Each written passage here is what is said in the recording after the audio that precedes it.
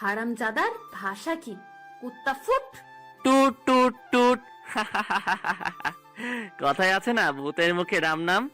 এর হয়েছে তাই, যে মাইয়া কুত্তা বানর শুয়োর লুচ্চা ছাড়া কথাই বলে না, সে নাকি আমার সামান্য কুত্তি বলার জন্য ব্রেকআপ করলো। ভাবা যায় বিষয়টা। যাই হোক, পরিচয়টা দিয়ে নেই। আমি আজিজ, এবার অনার্স দ্বিতীয় বর্ষের ছাত্র। আর যার সাথে এতক্ষণ কথা বলছিলাম ও হলো জান্নাত, আমার গার্লফ্রেন্ড। গার্লফ্রেন্ড বললে এখন ভুল হবে, বলতে হবে এক্স গার্লফ্রেন্ড। এবার ইন্টার ফাইনাল ইয়ারে। আপনাদের সাথে কথা বলতে বলতে ফোনটা আবার বেজে উঠলো। মেজাজটা আবার খারাপ হয়ে গেল। জান্নাত মনে করে নাম্বারটা না দেখেই ধরে বলতে শুরু করলাম, ওই কুত্তি, আবার ফোন দিলি কেন? তোর কি লজ্জা নাই? খুব তো বললি আর ফোন দিবি না, সেই তো ঘুরে ফিরে আবার আমার কাছে ফোন দিলি। বেলজ্জ, বেপর্দা, বেহায়া মহিলা কোথাকার। ওপাশ থেকে, কি আবল তাবল কথা বলিস বাবা? আমি তোর মা বলতেছি, তুই কি পাগল হইলি নাকি রে বাবা? ফোনের দিকে তাকিয়ে দেখি, এ মা, এই তো দেখি সত্যি আম্মুর নাম্বার। এখন কি বলবো আম্মুরে? আম্মু, সরি আম্মু, ভুল হয়ে গেছে। ভুল মানে? তুই আমার কুত্তি বেহায়া বেপর্দা বললি? আম্মু, আমি সত্যি তোমারে বলতে চাই নাই। তো কারে বলতে চাইছিলি? দাঁড়াও, তোমারে সব বুঝিয়ে বলতেছি। দাঁড়াইতে পারবো না, তুই বল। ওকে, তাহলে শোনো, সব বুঝিয়ে বললাম। ও ঠিক আছে, বেশি চিন্তা করিস না, সব ঠিক হয়ে যাবে। তা কি জন্য ফোন দিয়েছিলে সেটা বলো। একটা খুশির খবর আছে বাবা, তুই বাড়িতে চলে আয়, তোর ভাইয়ের জন্য মেয়ে দেখতে যাব, 2-1 দিনের মধ্যে চলে আয়। ওহ আম্মু, কি খবর দিলে গো? ভাইয়ার বিয়ে? আমি কালকেই বিকালের দিকে চলে আসতেছি, খুশি হয়ে, কারণ ভাইয়ার বিয়ে হয়ে গেলেই আমার পথ পরিষ্কার। ওকে আয়, সাবধানে আসবে কিন্তু। ঠিক আছে আম্মু, বলেই ফোনটা কেটে দিলাম। কাল আগে ভার্সিটি গিয়ে ছুটি নিয়ে আসতে হবে, তারপর বিকালের দিকে সোজা বাড়িতে।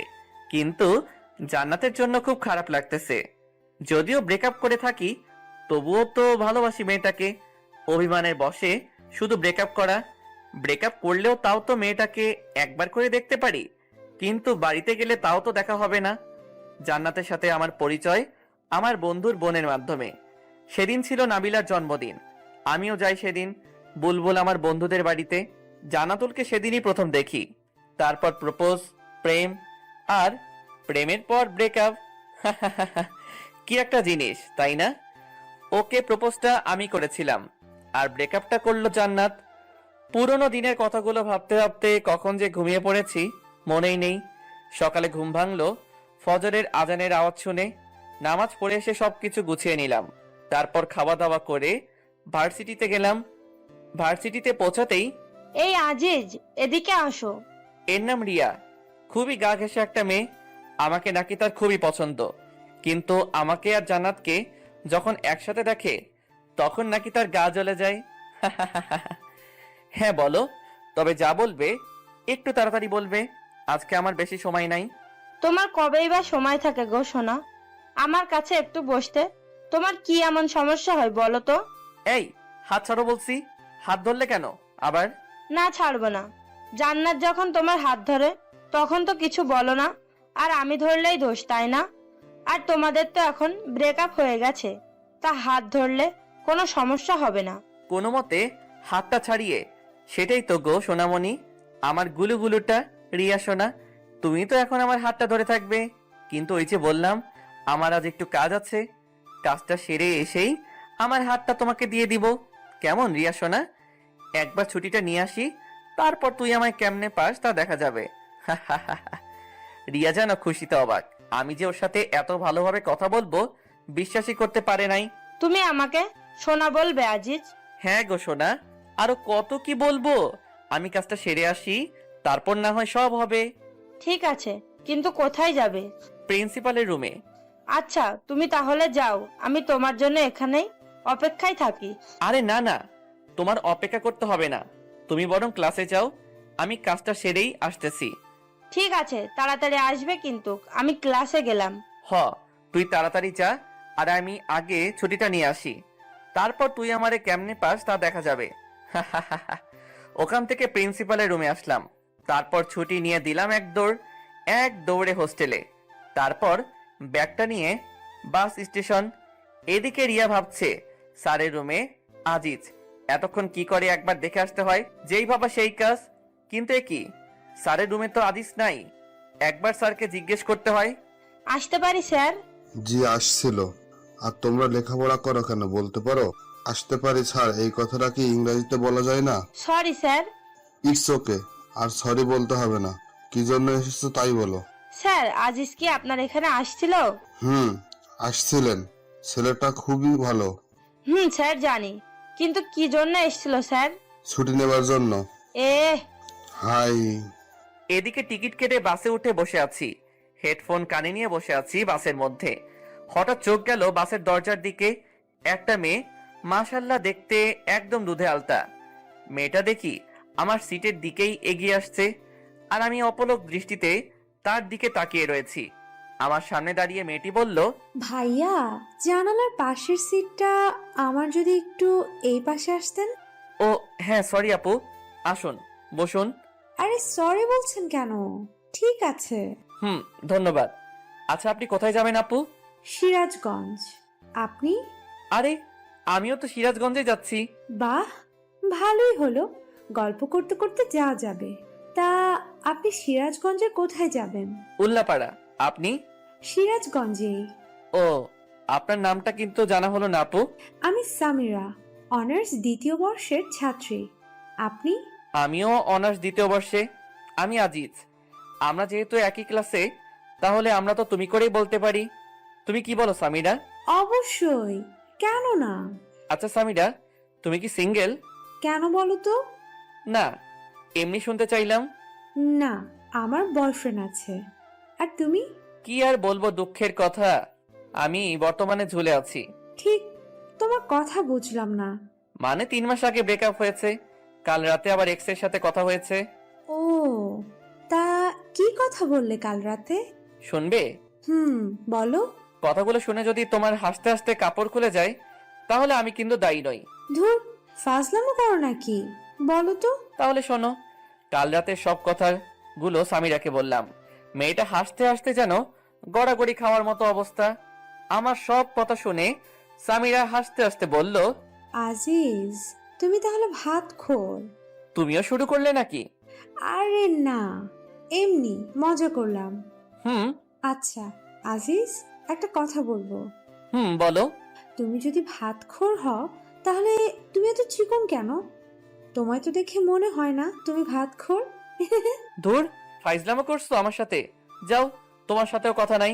আরে আরে, রাগ করো কেন? আমি তো মজা করলাম। আচ্ছা সামিরা, ভাতখোর কাকে বলে বলতে পারবে?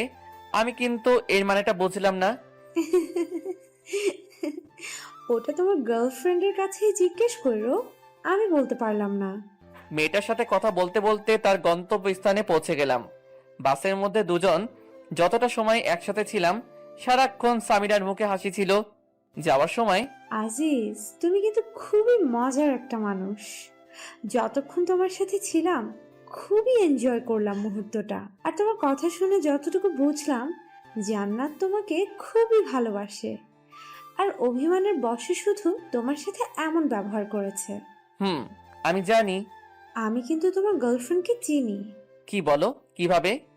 সময় হলে জানতে পারবে। আল্লাহ হাফেজ, ভালো থেকো। আজিজ আর জান্নাতের সাথে আবার ভাব করে নিও। আল্লাহ হাফেজ সামিরা। কিন্তু তুমি কিভাবে জান্নাতকে চেনো সেটা তো বলে যাও। যা, মেয়েটা চলে গেল। দূর, ভালো লাগে না। আবার একটা রহস্যের মধ্যে রয়ে গেলাম। আবার ওর নামটা ছাড়া কিছুই জানা হলো না, এমনকি ফোন নাম্বারটাও নেওয়া হলো না। কথাগুলো ভাবতে ভাবতে আমার গন্তব্যস্থানে পৌঁছে গেলাম, আমার শহর উল্লাপাড়াতে। বাস থেকে নেমে একটা সিএনজি নিয়ে সোজা বাড়িতে। দরজার সামনে এসে কলিং বেল বাজাতেই আম্মু এসে দরজা খুলে দিলেন। কি রে, এত তাড়াতাড়ি এসে গেলি? কই আসলাম এতদিন পর, একটু আদর যত্ন করবে তা না, বলছো এত তাড়াতাড়ি চলে আসলাম। আর এখন কত বাজে সেদিকে খেয়াল আছে তোমার আম্মু? বিকাল 5:30 বাজে। আচ্ছা বাবা, আমার ভুল হয়ে গেছে, মাফ কর আমাকে। এখন যা, ফ্রেশ হয়ে এসে খাবি কিছু। ভাইয়া কোথায়? তোর ভাইয়া তার রুমেই আছে। ওকে আম্মা যান, আমি গেলাম বলেই সোজা আমার রুমে চলে গেলাম। তারপর ফ্রেশ হয়ে খাওয়া দাওয়া করে ভাইয়ার রুমে গেলাম। গিয়ে কি করছিস ভাইয়া? আরে আজিজ, তুই তুই কখন আসলি? আয় এদিকে, আয়, বস এখানে। হুম। ভাইয়া শুনলাম কাল নাকি তোর জন্য মেয়ে দেখতে যাবে। হ্যাঁ, সেই জন্যই তো তোকে নিয়ে আসলাম। কিন্তু তুই নাকি একটা মেয়ের সাথে রিলেশন করিস, তাহলে তার কি হবে? আরে বোকা, তোর আবার কি হবে? ওর সাথেই তো বিয়েটা ঠিক হলো, আমার পছন্দের মানুষের সাথে। ভাইয়া, তোর সাথে তো তোর ভালোবাসার মানুষটার বিয়ে হচ্ছে, কিন্তু আমার যে কি হবে আল্লাহ ভালো জানে। কিরে, এত কি ভাবিস? কই কিছু না তো। হুম, তা তোর জান্নাতুলের কি খবর? এখন কি তোর ঝাড়ির উপর রাখে নাকি? ধুর, তুই যে কি বলিস না ভাইয়া। মেয়েটা কিন্তু খুব ভালো। হ, তোরে কইছে মেয়েটা ভালো, তুই কি ওরে দেখছিস নাকি? দেখি নাই, তবে কথা তো বলেছি। তুই থাক তোর কথা নিয়ে, আমি গেলাম, এখন ঘুমাবো। আবার ডাকতে যাস না জানো। কাল কখন যাবি? ভাবি কি দেখতে, তাই বল। সকাল 10টার দিকে। ওকে বাই বলেই আমার রুমে চলে আসলাম। সারা দিন অনেক ধকল গেছে, এখন একটু ঘুমাই। হঠাৎ করে ঘুমটা ভেঙে গেল। টেবিলের দিকে তাকিয়ে দেখি জান্নাত। জান্নাত সাজগোজ করতেছে। আমি তো দেখেই অবাক। ঠোঁটে হালকা লিপস্টিক, চুলগুলো খোপা করা, পরনে একটা কালো শাড়ি। আমি দেখে যেন মুগ্ধ হয়ে ওর দিকে তাকিয়ে আছি। আমার তাকিয়ে থাকা দেখে জান্নাত বলল, কি দেখো অমন করে? তোমাকে তোমাকে একদম পরীর মতো লাগছে। যা দুষ্টু, ওইভাবে কেউ বলে? আমার বুঝি লজ্জা করে না? আমার কাছে আবার কিসের লজ্জা শোনা? আসো, কাছে আসো, আজ তোমার সব লিপস্টিক খাবো। বলেই হাত ধরে একটানে বুকে নিয়ে আসলাম। হাই, এই কি করো? দেখো কি করি। বলেই জান্নাতের ঠোঁটে আমার ঠোঁট চোখ বুঝে ডুবিয়ে দিলাম। কিছুক্ষণ পর, এ কি জান্নাত, তোমার ঠোঁট বালু বালু লাগে কেন? কি হলো, কথা বলো না কেন? জান্নাত, তোমার লিপস্টিক পানি পানি লাগে কেন? চোখ খুলে তাকিয়ে দেখি জান্নাত নেই, আর আমার সামনে রয়েছে দেয়াল। আর ওটা লিপস্টিক না, আমার ঠোঁট কেটে রক্ত বের হচ্ছে। রক্ত দেখে দিলাম এক চিল্লানি। এক চিল্লানিতে পুরো বাড়ি আমার রুমের মধ্যে। কি রে, কি হয়েছে? এত জোরে চিল্লাস কেন? এ কি তোর ঠোঁট কাটলো কেমনে? কি রে, এতখানি কাটলো কিভাবে? সত্যি করে বলতো, কিভাবে কাটলি? খাটে থেকে পড়ে টরে গেছিলি নাকি? এখন এদের আমি কি বলবো? যদি বলি স্বপ্নের মধ্যে জান্নাতকে চুমু দিতে গিয়ে দেয়ালের সাথে ঠোঁট ঘষেছি, তাহলে তো মান ইজ্জত সব যাবে। আসলে ভাইয়া, আম্মু, আমি খাটে থেকে পড়ে গেছিলাম। তোমরা তো জানোই আমার ঘুমের মধ্যে এপাশ ওপাশ করার স্বভাব আছে। সাবধানে ঘুমাতে পারিস না? উফ, বাসলাম, কি একটা কাণ্ড হয়ে গেল বলুন তো। এই জান্নাত কি ঠিক মতো ঘুমাইতেও দেবে না? স্বপ্নের মধ্যে কত সুন্দর একটা ব্যবহার করলো, কিন্তু সামনাসামনি ওরে বাবা, একদম পেটনি। জান্নাত সবার সাথে ভালো ব্যবহার করে, শুধু আমার বেলায় এমনটা করে কেন বুঝি না। হয়তো ভালোবাসার মানুষটার প্রতি একটু বেশি অধিকার খাটাতে চায়, তাই আমার সাথে এমন করে। কথাগুলো ভাবতে ভাবতে কখন যে ঘুমিয়ে গিয়েছি খেয়ালই নাই। ঘুম থেকে উঠে ফজরের নামাজটা পড়ে খাওয়া দাওয়া করে রেডি হয়ে ভাইয়ার জন্য মেয়ে দেখতে চলে আসলাম। তারপর যা দেখলাম, মোটেও তা দেখার জন্য প্রস্তুত ছিলাম না। কারণ তা হলো, ভাইয়ার জন্য মেয়ে দেখতে এসে বসে আছি প্রায় 1 ঘন্টা হলো, কিন্তু মেয়েকে আনার কোনো নামই নাই। মেয়ে আসুক আর না আসুক তাতে আমার কি। সামনে বিভিন্ন রকমের খাবার রাখা আছে, তা আমি মনের আনন্দে খেয়ে যাচ্ছি, কিন্তু ভাইয়া কিছুই খাচ্ছেন না। ভাইয়ার মুখ দেখার মতো অবস্থা হয়ে আছে, একদম ধুতুম পেঁচা। তাই ভাইয়াকে বললাম, কি রে ভাইয়া, কিছু খাবি না নাকি? দূর, আমি আছি আমার টেনশনে, আর তুই আসিস খাওয়া নিয়ে। বুঝি না মেয়েদের এত কি সাজগোজ করা লাগে। সেই কখন থেকে বসে আছি, আমাদের সময়ের দাম নাই নাকি? এত চাপ নিস কেন, আসবে তো নাকি? তোর তো দেখি তরিস হয়েছে না। এত পেশাল করছিস কেন? খা না ভাই, আমার পিছে আবার লাগলি কেন? আচ্ছা ঠিক আছে, আমি কথা বলবো না তোর সাথে, আমি খাই আর তুই অপেক্ষায় থাক ভাবিকে দেখার জন্য। আমি আর কোনো কথা না বলে খাওয়াতে মন দিলাম। নিচের দিকে তাকিয়ে খাইতেছি। খাওয়ার মাঝখানে কেউ একজন বলে উঠল, আরে আজিজ, তুমি এখানে? তাকিয়ে দেখি সামিরা। তুমি এখানে কি করো? আরে সামিরা, তুমি? আমি তো আমার ভাইয়ার জন্য মেয়ে, মানে আমার ভাবিকে দেখতে এসেছি, কিন্তু তুমি এখানে কি করো? আরে আমি তো দুলালের। দুলালি আমার হবু ভাবির নাম। আমি এখানে থাকবো না তো কে থাকবে? কিরে, তোরা একে অন্যকে চিনিস নাকি? তুমি কিন্তু বললে না কিভাবে জান্নাতকে তুমি চেনো। তোমায় তো বললামই, সময় হলে ঠিক জানতে পারবে। তাহলে তুমি বলবে না, তাই তো? আরে পাগল, রাগ করো কেন? তোমার ভাবি কি বিষয়টা জানে যে তুমিও প্রেম করো? ধুর, ভাবি জানবে কিভাবে যে আমি প্রেম করি? ভাবিকে তো আমি আজকেই প্রথম দেখলাম। তার মানে তুমি এর আগে তোমার ভাবিকে কখনো দেখো নাই? দেখেছি, তবে ভাইয়ার ফোনে। সামনাসামনি আজই প্রথম। ও বেশ ভালো। তবে আমার মনে হয় বেচারির চাপটা একটু বেড়েই যাবে, কারণ এখন তার বিয়ে হবে, আবার কিছুদিনের মধ্যে তোমারও বিয়ে হবে, আর তোমার বিয়ের কাজ মেয়েটাকেই একা হাতে সামলাতে হবে, তাই না? ধুর সামিরা, তুমি যে কি বলো না। লজ্জা পেলে বুঝি? আরে না না, লজ্জা পাবো কেন? আমাদের কথার মাঝেই ভাইয়ার ডাক পড়লো। কিরে, আসবি নাকি না এখানেই থেকে যাবি? না, আসি, দাঁড়াও। আচ্ছা সামিরা, তাহলে আমি আসি, আবার বিয়ের দিন কথা হবে। আল্লাহ হাফেজ। সাবধানে যাবে। আল্লাহ হাফেজ। সামিরার কাছ থেকে আসার পর আচ্ছা ভাই, বলতো মেয়ে তোর জন্য দেখতে এসেছি নাকি আমার জন্য দেখতে এসেছি? হঠাৎ এমন কথা কেন বলছিস ভাইয়া? ঠিক বুঝতে পারলাম না।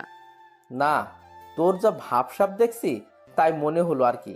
তা মেয়েটা কি তোর পছন্দ হয়েছে নাকি? দূর ভাইয়া, তুই না একটু বেশি বুঝিস, বুঝলি?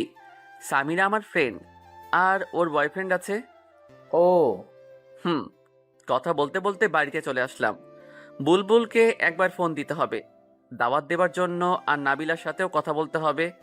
ফোন দেবার পর, হে ভাই বল, আর কেমন আছিস? আলহামদুলিল্লাহ ভালো আছি রে দোস্ত, তুই কেমন আছিস? আলহামদুলিল্লাহ ভালোই। শোন, আগামী 10 থেকে 11 তারিখ তো ভাইয়ার বিয়ে ঠিক হয়ে গেল। তুই আর নাবিলা আসবি, কিন্তু তোরা বরং 7-8 তারিখে চলে আয়, অনেক কাজও করতে হবে। দোষ, সে না হয় বুঝলাম, কিন্তু নাবিলা তো মনে হয় যাইতে পারবে না, কারণ 9 তারিখ থেকে ওর পরীক্ষা শুরু হবে। ও, তার মানে তো জান্নাত আসতে পারবে না। আচ্ছা দোস্ত, তাহলে তুই চলে আয়, এখন রাখি। দেখতে দেখতে ভাইয়ার বিয়ের দিন চলে আসলো। বাড়ি ভর্তি মানুষ, সবাই যার যার মতো আনন্দ করছে। আমিও বন্ধুদের সাথে আনন্দ করছি, কিন্তু আনন্দের মাঝেও কিছু একটা যেন ফাঁকা ফাঁকা মনে হচ্ছে। আর সেই কিছু একটা হলো জান্নাত। হঠাৎ আমার সামনে সামিরা এসে হাজির, কিন্তু সে একা না, একটা ছেলের হাত ধরে আছে। আমাকে দেখেই ও বলল, হাই আজিজ, কেমন আছো? ভালো, তুমি? আমিও ভালো। আজিজ, যে হচ্ছে আমার বয়ফ্রেন্ড তৌসিফ, তৌসিফ আহমেদ শান্ত।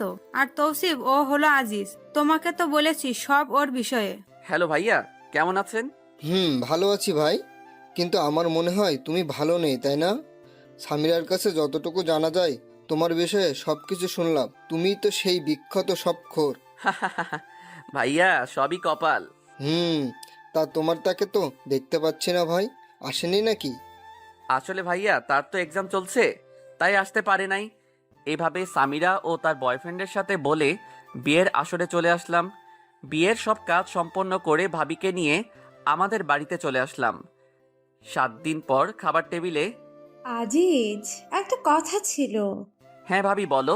ভাই, তোমার একটা কাজ করতে হবে। আরে ভাবি, এভাবে বলছো কেন? বলো, তোমার জন্য তোমার ভাইটা কি কাজ করতে পারে? আসলে ভাই, তোমার বোনটা আজকে আসবে আমাদের এখানে, তোমার তাই একটু স্টেশনে যেতে হবে। ঠিক আছে ভাবি, তোমার চিন্তা করতে হবে না, আমি গিয়ে নিয়ে আসবো। কিন্তু ভাবি, তোমার বোনকে তো সেদিন বিয়েতে দেখলাম না। ওর তো এক্সাম চলছিল, তাই বাড়িতে আসতে পারে নাই। এখন সোজা আমাদের এখানে আসবে। ও, তা ভাবি, তোমার বোনের নামটা কি? জেসমিন। ঠিক আছে। ভাবির সাথে কথা বলে রুমে এসে ঘুমিয়ে বিকালের দিকে স্টেশনে গেলাম। অনেকক্ষণ হলো দাঁড়িয়ে আছি, শালার ট্রেন আসার নামই নাই। তাই স্টেশনের একটা বেঞ্চে বসে পড়লাম। কিছুক্ষণ পর একটা ট্রেন থামলো, আর ট্রেন থেকে নেমে দেখলাম একটা মেয়ে আমার দিকেই আসছে। মেয়েটাকে দেখে মনে হচ্ছে খুবই পর্দাশীল একটা নারী। পরনে একটা কালো বোরকা, হাতে হাত মোজা, পায়ে পা মোজা, মাথাটা বোরকার কালো কাপড় মানে হিজাব দিয়ে ঢাকা। আমার সামনে এসে মেয়েটা, আপনি কি আজিজ? কিন্তু আপনাকে তো ঠিক চিনলাম না। আমি জেসমিন, আর আপনি আমার বেয়াই, তাই না? বেআইন, আমি আপনার বেআই। কিন্তু বেআইন সাহেব, আপনি আমায় চিনলেন কেমন করে? আপনি তো আমায় আগে কখনো দেখেন নাই। আসলে আপু কাল আপনার একটা ফটো দিয়েছিল, তাই চিনলাম আর কি। কিন্তু বেআইন, আপনার কণ্ঠটা কেমন যেন চেনা চেনা লাগে। কি কি বললেন? আমার কণ্ঠ চেনা চেনা লাগে? আরে বেআইন, এমনি মজা করলাম। আপনি 10টা না 5টা না একটা মাত্র বেআইন, তাই মজা করলাম। মাইন্ড করলেন নাকি? না না, মাইন্ড করব কেন? আমি কি এখানেই দাঁড়িয়ে থাকবো নাকি আমাকে আপনাদের বাড়িতে নিয়ে যাবেন বেআই মশাই? ও হ্যাঁ, চলুন চলুন। চলুন। তারপর বেআইনকে নিয়ে বাড়িতে চলে আসলাম আর ভাবিকে বললাম, ভাবি এই নাও তোমার আমানত, সশরীরে নিয়ে এসেছি। ভাই, ধন্যবাদ। স্বাগত। শোনো, আমি এখন আবার ঘুমাবো, রাতে কিছু খাবো না, আবার ডাকতে যেও না যেন। সকালে বুকের উপর কিছু একটা ভারী ভারী অনুভব করলাম, মনে হচ্ছে কেউ একজন আমার বুকের উপর মাথা রেখে শুয়ে আছে। চোখ খুলে তাকিয়ে দেখি, এ কি, এ তো জান্নাত। জান্নাত কিভাবে আমার রুমে আসলো আর আমার বুকে মাথা রেখে শুয়ে আছে কেন? নাকি আমি আবার সেদিনের মতো স্বপ্ন দেখছি?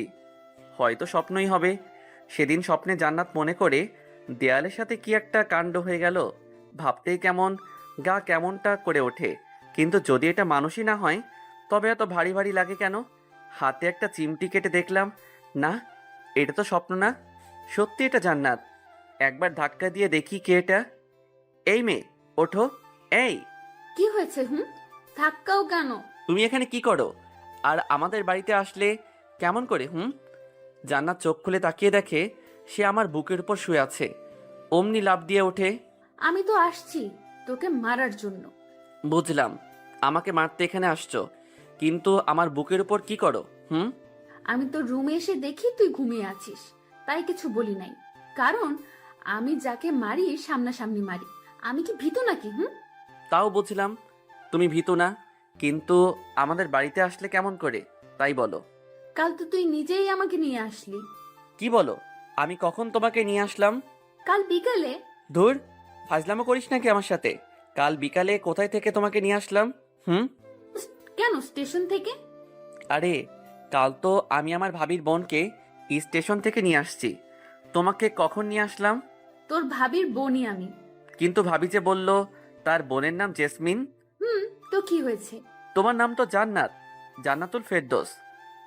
জেসমিন আমার ডাক নাম, ওই নামে শুধু আপুই ডাকে। তার মানে এক্স গার্লফ্রেন্ড এখন আমার বেআইন?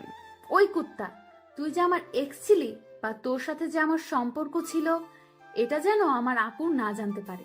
শুধু আপু না, কেউ যেন জানতে না পারে। হয়, আমার তো আর খেয়ে দে কাজ নাই যে তোর মতো একটা পেতনি আমার গার্লফ্রেন্ড ছিল, এটা সবাইকে বলে বেড়াবো। কুত্তা, তুই আমারে কি বললি? আমি পেতনি? ভুল কিছু তো বলি নাই। দাঁড়া কুত্তা, আজ তোর একদিন কি আমার একদিন। বলতেই জান্নাত কিছু একটা খুঁজতে লাগলো আর রুমের এক কোণ থেকে একটা ফুলঝাড়ু পেল। ওইটা হাতি নিয়ে আমার দিকে তেড়ে আসলো মারবার জন্য। যেই বাড়ি মারবে অমনি ভাবির ডাক পড়লো, জান্নাত, এই জান্নাতুল, কই গেলি? ভাবি বেআই সাহেব আমার রুমে। জান্নাত অমনি ফুলঝাড়ুটা ফেলে দিল। কি রে, এখানে কি করছিস? ভাবি বেআইনের সাথে একটু মজা করছিলাম, তাই না বেআইন? আপু, আমার বেআইটা না খুবই মজার। আচ্ছা, বুঝলাম। এখন চল, ঘুম থেকে উঠে তো ফ্রেশও হোস নাই। আগে ফ্রেশ হয়ে খাওয়া দাওয়া করে নে, তারপর দুজনে গল্প করিস। এখন আর মহারাজ, আপনিও ফ্রেশ হয়ে নিচে খেতে আসুন। বলেই ভাবি জান্নাতকে নিয়ে চলে গেল। আর জান্নাত ওদিকে মনে মনে বলছে, আমাকে পেতনি বলা, তাই না? এখন যদি আপু না আসতো তবে শয়তানটার হাড়গোড় ভেঙে ফেলতাম। কিন্তু শয়তানটা কি বোঝে না যে এই পেতনিটা ওকে কতটা ভালোবাসে? আর এইদিকে আমি, উফ, এখন কি যে একটা কাণ্ড হয়ে যেত। ভাবি যদি না আসতো তবে আর আমি আস্ত থাকতাম না। ধন্যবাদ ভাবি। কিন্তু ভাই, এক্স গার্লফ্রেন্ড যখন বেআইন হয় তখন যে এতটা ঝামেলা হয় তা জানা ছিল না। বলেই ফ্রেশ হতে চলে গেলাম। ফ্রেশ হয়ে বের হতেই ফোনটা বেজে উঠল। ফোনের স্ক্রিনের দিকে তাকিয়ে দেখি এ তো নাদিয়ার নাম্বার। নাদিয়া আমার স্কুল লাইফের ফ্রেন্ড, আর ও তো এখন চিটাগাঙে। রিসিভ করার পর, ওই কুত্তা, তুই নাকি এখন বাড়িতে? তো কি হয়েছে? তুই তো চিটাগাঙে এখন, তাই না? না, আমি বাড়িতে আসছি আজ 5 দিন হলো। আর কুত্তা, তুই বাড়িতে আমায় বলবি না? আমি একা একা বাড়িতে বসে বসে বোরিং হচ্ছে। তুই কি আমায় বলতে পারতি না যে তুই বাড়িতে আসছিস? আমি এত কিছু জানি না। বিকালে আমার সাথে দেখা কর তুই। আচ্ছা, তুই স্কুলের মাঠে চলে আয়, বিকালে আমিও আসছি। ওকে, এখন রাখি, বিকালে কথা হবে। বুঝি না মেয়েরা এত কথায় কথায় কুত্তা বলে কেন। নাদিয়ার সাথে কথা বলে খাবার টেবিলে চলে আসলাম। খাবার মধ্যে আম্মু বললেন, আজিজ, জি আম্মু। বিকালে জান্নাতকে নিয়ে একটু ঘুরিয়ে নিয়ে আসিস। মেয়েটা আসছে থেকে একা একা ঘরে বসে আছে। কিন্তু আম্মু আসতো। আমি কোনো কিন্তু শুনতে চাই না, যা বললাম তাই যেন হয়। ঠিক আছে, ওনাকে রেডি থাকতে বইলো। কথাটা বলে জান্নাতের দিকে তাকালাম, দেখলাম মেয়েটা অনেক খুশি। বিকেলে বাইক নিয়ে বাইরে জান্নাতের জন্য অপেক্ষা করছি, কিন্তু মহারানীর আসার খবরই নাই। কিছুক্ষণ পর একটা সাদা পরী যেন নেমে আসলো আমার সামনে। এটা জান্নাত। সাজের আর বর্ণনা দিলাম না, কারণ আপনারাও প্রেমে পড়ে যেতে পারেন। জান্নাত দাঁড়িয়ে আছে দেখে আমি বললাম, কি হলো, উঠবেন না নাকি? নাকি আমি একাই চলে যাব? না না, দাঁড়াও, আমিও যাব। তাহলে উঠুন। আচ্ছা আজিজ, দেখো আমায় কেমন দেখা যাচ্ছে। ভালো।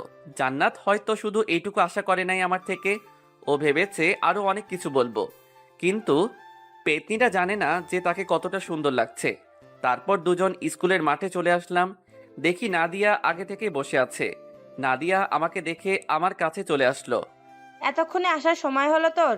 সে কখন থেকে বসে আছি। আর এই মেয়েটা কে দোস্ত? দোস্ত, ওর নাম জান্নাত, আমার বেআইন। ও, কিন্তু তোর সাথে যে আমার কিছু কথা আছে। তো বল, কি কথা? না, এখানে না, তুই এদিকে আয়। আর আপু, তুমি একটু এখানে বসে থাকো, আমরা আসছি। বলেই নাদিয়া আমার হাত ধরে টানতে টানতে নিয়ে ফাঁকা জায়গায় চলে এলো। আর এদিকে জান্নাত ভাবছে, এ কি গায়ে পড়া মেয়ে রে বাবা! এই ছেমরি তো রিয়া আপুর থেকেও বেশি গায়ে পড়া মেয়ে। আর কি এমন কথা যা আমার সামনে বলা গেল না? না, এই মেয়েটাকে আমার সুবিধার মনে হচ্ছে না। ধুর, ভালো লাগে না। আর এদিকে নাদিয়ার সাথে প্রায় 10 মিনিটের মতো কথা বলে জান্নাতের কাছে আসলাম। কি কথা হলো তা না হয় পরে একদিন শুনবেন, এখন থাক। এসে দেখি মেয়েটা আনমনে কি যেন ভাবছে। তারপর নাদিয়া চলে গেল, আর আমি জান্নাতকে নিয়ে পুরা গ্রাম ঘুরলাম। আমার সাথে ঘুরতে পেরে জান্নাত অনেক খুশি। একটা কথা বলবো? বলো। পেতনিটা কে? কোন পেতনি? লুচ্চা, বোঝো না কোন পেতনি? বানর কুত্তা, এতক্ষণ যার সাথে কথা বলে আসলি সেই পেতনি। ও, ওর নাম তো নাদিয়া, আমার স্কুল লাইফের ফ্রেন্ড। বুঝলাম। এখন চল, বাড়িতে যাব। তারপর জান্নাতকে নিয়ে বাড়িতে চলে আসলাম। রাত 9টা। ছাদে নাদিয়ার সাথে ফোনে কথা বলতেছি, তখনই খেয়াল করলাম কেউ একজন ছাদে এসেছে। পিছনে তাকিয়ে দেখি জান্নাত। তাই নাদিয়াকে বললাম, দোস্ত, তোর সাথে পরে কথা বলি। কার সাথে কথা বলছিলি? নাদিয়ার সাথে। কেন বলো তো?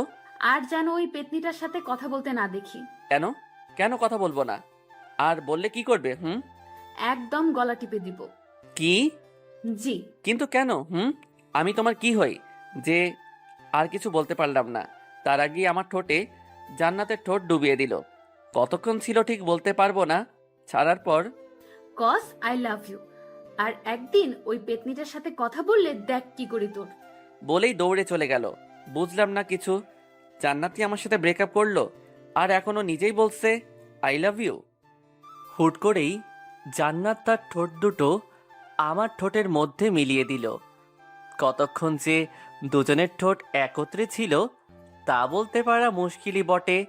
ছাদ থেকে রুমে এসে শুয়ে থেকে ভাবছি কি থেকে কি হয়ে গেল, আর মুচকি মুচকি হাসছি যে মেয়েটা গত 2 বছর আমাদের রিলেশন চলাকালীন নিজে থেকে আমার হাতটা পর্যন্ত ধরছে কিনা মনে নেই, আর আজ সেই মেয়েটাই চুমু দিয়ে দিল। ভাবা যায়? অবশ্য আমার বিষয়টা খারাপ লাগে নাই, ভালোই তো লাগলো। কথাগুলো ভাবতে ভাবতে ভাবি এসে ডেকে গেলেন খাবার জন্য। আমিও ফ্রেশ হয়ে নিচে খেতে চলে এলাম। সবাই যার যার মতো বসে আছি খাবার জন্য। জান্নাতও আছে, আমার দিকে তাকিয়ে মুচকি মুচকি হাসছে। আমি সেই দিকে খেয়াল না দিয়ে খাওয়ার জন্য বসে পড়লাম। জান্নাত খাওয়ার থেকে আমার দিকেই বেশি আর চোখে তাকাচ্ছে। তাই আমি বললাম, কি বেআইন সাহেব, খাচ্ছেন না কেন? খান খান, লজ্জা পাবার কিছু নেই, নিজের বাড়ি মনে করে খেতে পারেন। কি ভাবি, আমি ঠিক বলছি না? জান্নাত আমার দিকে এবার রাগী চোখে তাকালো। ঠিকই তো বলছিস। কি রে জান্নাত, খাচ্ছিস না কেন? এই তো খাইতেছি তো আপু। আর বেআই মশাই লজ্জা পাবো কেন? এটা তো আমার নিজের বাড়িই মনে করি, আর এটা তো আমারও বাড়ি, তাই না? মনে মনে বললাম, আজ বেআইন ডাকছো, কাল যদি তোমায় বউ না ডাকাতে পারি তবে আমার নামও জান্নাত না, বলে রাখলাম। তোরা খাবার সময় কি শুরু করলি? আর ছোট আব্বাজান? আম্মু মাঝে মাঝেই আমাকে ছোট আব্বাজান বলে ডাকে। জি আম্মু, বলো। তোর খালাম্মা আজ ফোন দিয়েছিল, তোকে যাইতে বলছে। কিন্তু আম্মু, আমি এখন কিভাবে যাব? কেন বাবা, কেন যাইতে পারবা না? আমি তো তোমার ফোন টেপা আর ঘুরে বেড়ানো ছাড়া আর কোনো কাজ দেখি না, তাহলে কেন যাইতে পারবা না? উপায় নাই, এখন যেতেই হবে। ঠিক আছে, কবে যাইতে হবে? কাল সকাল সকাল বেরিয়ে পড়বি, আর 4-5 দিন থেকে তারপর বাড়িতে আসবি। তোর খালামণির কাছ থেকে আবার যেন শুনতে হয় না তুই বাড়ি আসার জন্য তার কাছে বায়না করছিস। ঠিক আছে, 4-5 দিন থেকে তারপর বাড়িতে আসবো। এবার খুশি? খুশি। জান্নাত মা, তুমি তাহলে সকাল সকাল রেডি হয়ে থাকো মা। মা ঠিক আছে। বুঝলাম না আম্মু, জান্নাত রেডি থেকে কি করবে? আর ওই, আপনি আমার আম্মুরে মা ডাকছেন কেন? জান্নাত তো তোর সাথে যাবে। আমি মা বলে ডাকবো, তাতে আপনার কি? আমি মনে মনে বললাম, মা তো আজ না হয় কাল থেকে ডাকতেই হবে, আমি না হয় এখন থেকেই ডাকা শুরু করলাম। আমার বোকা বরটা বোঝেও না। আর একবার শুধু কাল তোমার সাথে বেরোতে পারি, তারপর দেখো তোমায় কেমন না জানো না চাই। আমি আর কি কমু, সবই তোমাদের ইচ্ছা। পরদিন সকাল 8টায় রেডি হয়ে বাইকে দাঁড়িয়ে আছি। কিছুক্ষণ পর জান্নাত আসলো, সাথে আম্মু আর ভাবি। তাদের কাছে থেকে বিদায় নিয়ে বাইকটা নিয়ে বেরিয়ে পড়লাম। গাড়ির আপন গতিতে গাড়ি চলছে, কিন্তু আমাদের কারোর মুখেই কোনো কথা নেই। নীরবতা ভেঙে জান্নাত বলল, কি হলো, কথা বলছো না কেন? কি বলবো? কেন, আমার সাথে বলার তোমার কোনো কথা নেই? আছে তো অনেক, কিন্তু কিছুই মনে পড়ছে না। ফাজলামো করো নাকি? দূর, ফাইজলামো করতে যাব কেন? যা সত্যি তাই বললাম। ঠিক আছে, এখন বলো আমার কেমন লাগছে দেখতে? একদম পেতনির মতো, মজা করে বললাম। দেখতে তো মাশাআল্লাহ পরীর মতো সুন্দর। কি বললি কুত্তা? আউ, মারলে কেন? যা সত্যি তাই তো বললাম। আমার পেতনির মতো দেখতে, তাই না? গাড়ি থামা, গাড়ি থামা বলছি। কেন? যা বললাম তাই কর। ওকে। গাড়ি থামানোর পর, আজিজ, তুই বুঝতে পারছিস যে তুই এখন ফেসে গেছিস? মানে আমি ফেসে গিয়েছি মানেটা কি? মনে হচ্ছে এখন যদি আমি চেঁচামেচি করে লোক জড়ো করি আর তাদের বলি তুই আমাকে ভুলিয়ে ভালিয়ে এসব করার জন্য এখানে নিয়ে আসছিস, তাহলে তোর কি অবস্থা হবে ভাবতে পারছিস? কিন্তু আমি তো তোমায় ওইসব করার জন্য আনি নাই। সেটা তো আমি আর তুমি জানি সোনা, এরা তো জানে না। তাহলে আমি এখন পালাবো? পালাও, তবে বাড়িতে আম্মু আর আপুকে কি বলবে? তার মানে? তার মানে তুমি এখন মাইনকার চিপায়। না, হ্যাঁ। তুমি এখন কি করতে চাচ্ছ? বেশি কিছু না, শুধু আমি যা যা বলবো তোমায় তাই তাই করতে হবে। কি করতে হবে? আমরা যখন তোমার খালামণির বাসায় যাব, তখন তো তিনি জানতে চাইবেন আমি তোমার কি হই। তখন তুমি কি বলবে? আমি তোমার কি হই? কেন বলবো বেআইন? না, বেআইন না। তাহলে কি বলবো? তুমি আমার এক্স গার্লফ্রেন্ড, এইটা বলবো? ধুর বোকা, এটা বলতে যাবে কেন? তাহলে কি বলবো সেটা তো বলো, এত পেঁচাও কেন? খালামণিকে বলবে আমি তোমার একমাত্র দুষ্টু মিষ্টি আদরের বউ। মানে কি? তুমি তো আমার বউ না। সেটাও শুধু তুমি আর আমি জানি, খালামণি তো জানে না। নেহি, কাভি নেহি, আমি এটা বলতে পারবো না। বলতে পারবি না তাই না? লোকজন ডাকবো নাকি? না। তাহলে আমি এখন থেকে তোর কে? বউ। জোরে বল, শুনতে পাই নাই। বললাম তো বউ। এভাবে না, বল যে তুমি আমার একমাত্র বউ, নইলে ডাকবো নাকি? না না, বলছি। বল। তুমি আমার একমাত্র আদরের বউ।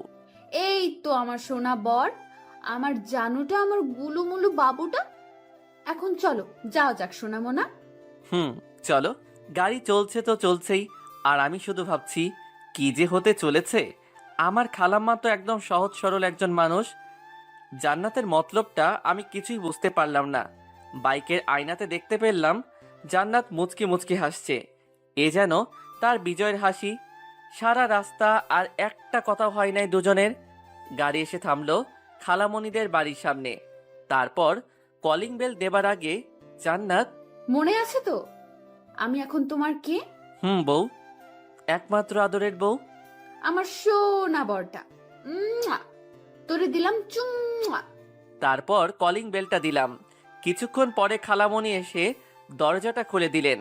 তারপর আমাকে জড়িয়ে ধরলেন। তারপর খালা জান্নাতের দিকে তাকিয়ে বললেন, কেমন আছিস তোরা? আলহামদুলিল্লাহ ভালো খালাম্মা, তুমি কেমন আছো? আলহামদুলিল্লাহ, আমিও ভালো আছি। ও, নিশ্চয় আমাদের বৌমার বোন, তাই না? জি খালাম্মা, তাছাড়াও আমার একটা পরিচয় আছে। কি গো, বলো না কেন, বলো। আরো একটা পরিচয় মানে? সেটা কি? না মানে খালা, জান্নাত, জান্নাত আমার বউ। কি, তোমরা বিয়ে করে নিলে আর আমাকে জানালে না? খালামণি, আমরা যে বিয়ে করেছি এটা কেউ জানে না। এমনকি আমাদের এখনো বাসরটাও হয় নাই। কত শখ ছিল আমার বরটার সাথে বাসর করব, তা এখনো হয়ে ওঠেনি। মাইয়াই বলে কি, এখানে আবার বাসর কই থেকে আসলো? কি করতে চাচ্ছে জান্নাত? আমি তো কিছুই বুঝতে পারছি না। প্রথমে বিয়ে না করেই আমার বউ হয়ে গেল, আর এখন বলছে বাসরের কথা। আল্লাহ রক্ষা করুন আমায়, কোথায় যে ফেসে যাচ্ছি নিজেও তো বুঝতে পারছি না। কি, তোরা যে বিয়ে করেছিস বাড়িতে কেউ জানে না? না গো খালামণি, কেউ জানে না। আজিজ বলল খালামণি নাকি অনেক ভালো, আর তোমার কাছে আসলে নাকি তুমি সব কিছু সমাধান করে দিবে। তাই তো তোমার কাছে আমরা চলে আসলাম। তোরা চিন্তা করিস না, আমি সব ঠিক করে দেব। আর আজিজ, তুই বিয়ে করবি আমাকে একবার বলতে পারতি, আমি কি না করতাম নাকি রে বাবা? তুই জানিস না তোর খালামণি তোকে কতটা ভালোবাসে। আমার কতটা ইচ্ছে ছিল তোর বিয়ের কাজ আমি নিজের হাতে করব, তা তুই করতে দিলি না। খালামণি, তুমি কি এখন আমাদের কথা শুনবে নাকি ভিতরে ঢুকতে দিবে? আর আলিফকে তো দেখছি না, ও কোথায়? আলিফ আমার খালাতো ভাইয়ের নাম। ওহে, ভিতরে আয়। আর তোর ভাই তো কলেজে গেছে, তোরা আলিফের রুমে গিয়ে বসে বিশ্রাম নে। আমি ততক্ষণে তোদের রুমটা গুছিয়ে নেই, কেমন? ঠিক আছে খালামণি, আর আলিফ আসলে আমার কাছে পাঠিয়ে দিও। বাবা, তোর ফোনটা দিয়ে যা, আলিফকে ফোন দিয়ে তাড়াতাড়ি আসতে বলি। খালামণিকে ফোনটা দিয়ে আলিফের রুমে দুজনে চলে আসলাম। তারপর আমি, ওই তোর মতলবটা কি বলো তো? তোমার ভাবসা মোটেও সুবিধার মনে হচ্ছে না আমার কাছে। কেন জানো, তোমার কি মনে হচ্ছে? আর আমার বরটা কি রাগ করলো নাকি? আমি মোটেও তোমার বর নই। তো তুমি আমার কে? কেউ না। সত্যি আমি তোমার কেউ না? কি হলো, চুপ করে গেলা কেন, বলো। সত্যি আমি তোমার কেউ না? বলেই জান্নাত আমার কাছে আসতে লাগলো। এই কি করছো? কাছে আসবে না, দূরে থাকো বলছি। কাছে আসবো? তুমি কি করবে? কি করবে? আমি কিন্তু চেঁচাবো। চিল্লাও চিল্লাও, যত পারো চিল্লাতে থাকো। এই না না, ধুর ছাই, কে শোনে কার কথা? জান্নাত আমার মাথার দুপাশে ধরে চার ঠোঁট এক করে দিল। এখন বলো আমি তোমার কে? কাজটা কিন্তু তুমি ঠিক করলে না। ওই কুত্তা, তোরে আমি কি বলি আর তুই কি বলিস? ধুর, ভাল লাগে না। যাও তো, ফ্রেশ হয়ে এসো আগে। যাইতেছি, তারপর কিন্তু বলতেই হবে আমি তোমার কে, নইলে এইবার তোমার ঠোঁট একদম ছিঁড়ে ফেলবো। বলেই জান্নাত চলে গেল। আর আমি ভাবছি কি করতে চাচ্ছে এই মেয়েটা। ভাবতে ভাবতে আলিফ চলে আসলো। আর কিরে ভাইয়া, আসবো? দরজার দিকে তাকিয়ে দেখি আলিফের হাতে কিছু শপিং ব্যাগ। আরে আলিফ, তুই আয় আয়। আর এটা তো তোরই রুম, তুই আসবি, আমাকে জিজ্ঞেস করছিস কেন? আমার রুম। কিন্তু ভাইয়া, রুমে তো তুমি একা নেই, সাথে ভাবিও আছে, তাই না? আর ভাইয়া, এটা তুমি একেবারে ঠিক করলে না। কি ঠিক করলাম না রে ভাই? এই যে বিয়ে করলে না জানিয়ে। তোরে কিভাবে জানাবো রে ভাই? আমি নিজেই জানতাম না যে আমি বিয়ে করেছি, তুই কেমনে জানবি? কিরে ভাইয়া, কথা বলো না কেন? কি ভাবো? আগে জানাইনি তো কি হয়েছে, এখন তো জানলি, তাই না? নাও, এইগুলো নাও, আর তাড়াতাড়ি এগুলো পরে বাইরে আসো। কি এগুলো? তোমার জন্য পাঞ্জাবি আর ভাবির জন্য বেনারসি। কিন্তু এগুলা কেন? আম্মু বললো তোমাকে নাকি বর বেশে দেখবে, তাই তাড়াতাড়ি চেঞ্জ করে চলে আসো। আর এই নাও তোমার ফোন, আম্মু দিল। রেখে যা। কিছুক্ষণ পরে জান্নাত বাথরুম থেকে বেরিয়ে আসলো। তারপর কার সাথে কথা বললে গো এতক্ষণ? আলিফ আসছিল এগুলো দেবার জন্য। কি এগুলো? খুলে দেখো। ওয়াও, খুব সুন্দর এগুলো। আমাদের জন্য? হুম। আমার খুব পছন্দ হয়েছে, কিন্তু এগুলো কিসের জন্য? সবকিছু খুলে বললাম কি জন্য। তারপর দুজন রেডি হয়ে বাহিরে আসলাম। বাহিরে বের হয়ে যা দেখলাম, একজন মুরব্বী লোক খাতা কলম নিয়ে বসে আছে। দেখে মনে হচ্ছে কাজী হবে হয়তো, কিন্তু কেন? আয়, তোরা এখানে বস। খালামণি, উনি কে? উনি তো কাজী সাহেব। তোদের আবার বিয়ে দেবার জন্য নিয়ে আসলাম আলিফকে দিয়ে। আমার অনেক দিনের শখ ছিল তোর বিয়ে আমি নিজে দাঁড়িয়ে থেকে দিব। আমি জান্নাতের দিকে তাকিয়ে দেখলাম মেয়েটা মনে হয় এই কথাটা শোনার জন্য মোটেও প্রস্তুত ছিল না। মুখটা একদম ফ্যাকাশে হয়ে গেছে, সাথে আমারও একই অবস্থা। কি বলো তুমি খালামণি, আমরা তো একবার বিয়ে করেছি, তাহলে আবার কেন? তোকে বললাম না, তোর বিয়ে আমি নিজে দাঁড়িয়ে থেকে দিতে চেয়েছি। আর তোর আবার বিয়ে করতে সমস্যাটা কোথায়? হ্যাঁ, অন্য কাউকে তো আর তোকে বিয়ে করতে বলছি না, তোর বউকেই তো বিয়ে করতে বলছি। বাবা, তুই আমার জন্য এইটুকু করতে পারবি না? জান্নাত, তুমি তো কিছু বলো এখন খালামণিকে। আমি আর কি বলবো বলো, খালামণি তো আর বেশি কিছু আবদার করে নাই, তাই না? খালামণি, আমরা রাজি। আলহামদুলিল্লাহ। কাজী সাহেব, আপনি বিয়ের কাজ শুরু করুন। আমি কিছুই বুঝতে পারছি না কি থেকে কি হয়ে যাচ্ছে। এখন খালামণিকেও সত্যটা বলতে পারবো না, কারণ সে খুব কষ্ট পাবে। কি করব এখন আমি? এই সব ভাবতে ভাবতে কখন যে কবুল বলে দিয়েছি। অবশেষে জান্নাত আর আমার বিয়েটা হয়ে গেল। রাত 10টা, বাসর ঘরের মধ্যে বসে আছে জান্নাত। আমি দরজাটা খুলে ভিতরে ঢুকে রীতিমতো অবাক হলাম, কারণ ঘরটা অনেক সুন্দরভাবে সাজানো। এত অল্প সময়ে এত কিছু কিভাবে সাজালো খালামণি বুঝতে পারছি না। মনে হচ্ছে আগে থেকে সাজানো ছিল ঘরটা। আরও অবাক হলাম জান্নাতের দিকে তাকিয়ে, কারণ যে মেয়ে সব সময় আমার পিছে পড়ে থাকে সেই মেয়েটা মাথায় ঘোমটা দিয়ে নিচের দিকে তাকিয়ে বসে আছে। ভাবা যায় জান্নাতকে বউ বেশে যেন সুন্দরী অপ্সরার মতো লাগছে। আমি ভয়ে ভয়ে এক পা দুপা করে খাটের দিকে এগিয়ে যেতে লাগলাম। খাটের কাছে যেতেই জান্নাত খাট থেকে উঠে দাঁড়িয়ে আমার কাছে এসে সালাম করতে লাগলো। আমি তার 2 বাহু ধরে দাঁড় করিয়ে বললাম, এই এই কি করো? তুমি এখন আমার স্বামী, সো এটা আমার অধিকার। শুধু অধিকার নয়, বিয়ের রাতে স্বামীর পায়ে ধরে সালাম করা প্রত্যেকটা স্ত্রীর কর্তব্য ও আমাদের সমাজের নিয়ম। তাই আমাকে তুমি এটা থেকে বিরত রাখতে পারো না। কি আর করা, এই মেয়ের সাথে কথায় পারা খুবই মুশকিল। তারপর জান্নাত আবার আমার পা ছুঁয়ে সালাম করে নিল। তারপর, তোমার কি অজু আছে? না থাকলে করে আসো, আমরা 2 রাকাত নামাজ আদায় করব। আমি অজু করে আসছি, তোমার আছে? আছে, আসো তাহলে আমরা নামাজ আদায় করে নিই। জান্নাত 2টা জায়নামাজ বিছিয়ে দিল। আমিও জান্নাত দুজনে নামাজ আদায় করে নিলাম। তারপর নামাজ শেষ করে জান্নাত আবার গিয়ে বিছানাতে বসে পড়ল। আমি আমার টুপি ও পাঞ্জাবিটা খুলে বিছানার দিকে এগিয়ে যেতে লাগলাম।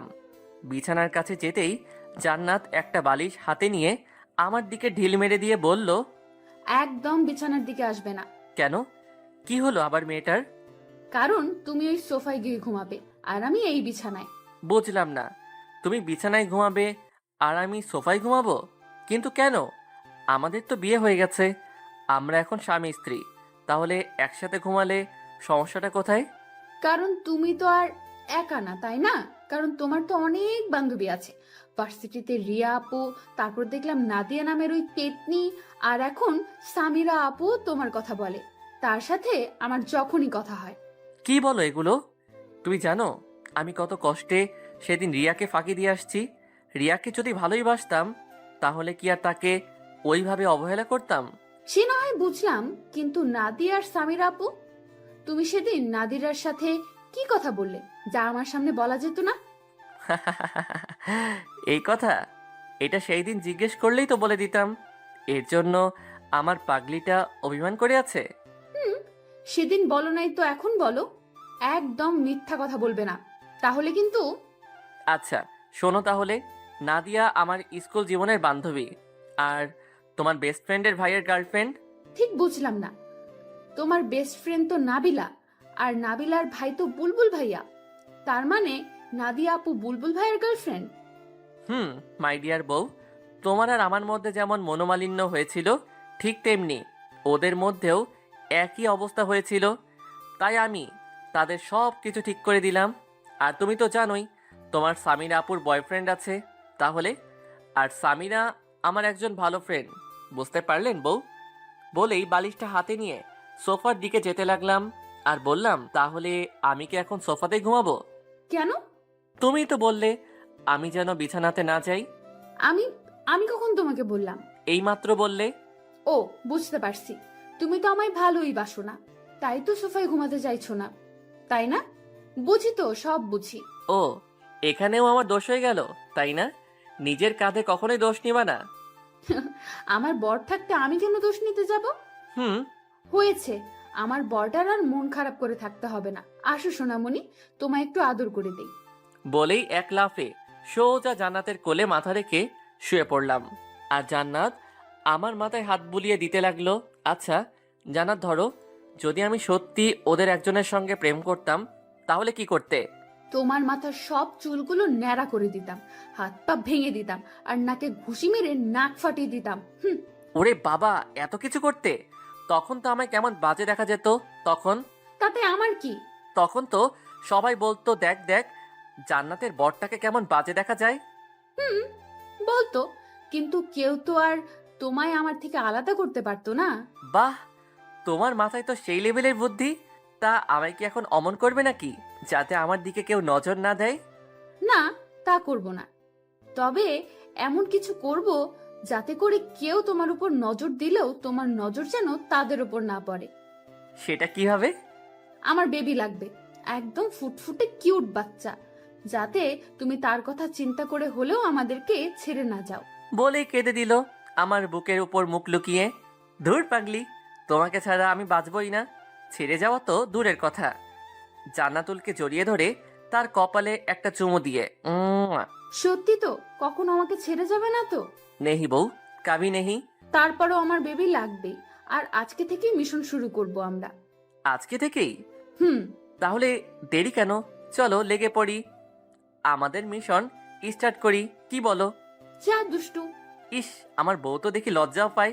আসো আসো, আরো কাছে আসো বউ, আর লজ্জা পেতে হবে না। আসো, আমাদের মিশনটা স্টার্ট করা যাক। বলেই জান্নাতের ঠোঁটে আমার ঠোঁট ডুবিয়ে দিলাম। ধীরে ধীরে আমরা একে অন্যের মাঝে হারিয়ে যেতে লাগলাম। সবকিছু জানতে চাহিয়া লজ্জা দিবেন না। আমাদের মিশন কমপ্লিট, এখন ফরজ গোসলটা করতে হবে। আমরা এখন চাই ফরজ গোসলটা সেরে আসি, কেমন? গোসল শেষ করে দুজনেই আমরা রুমে এসে শুয়ে পড়লাম। আমি বালিশে মাথা রেখে শুয়ে আছি, আর জান্নাত আমার বুকের উপর মাথা রেখে শুয়ে আছে। আমি জান্নাতকে বললাম, জান্নাত, হুম। ও বউ শোনো না, বলো না। আমরা কি সত্যি সত্যি বিয়ে করে নিয়েছি? কি বলো এগুলা?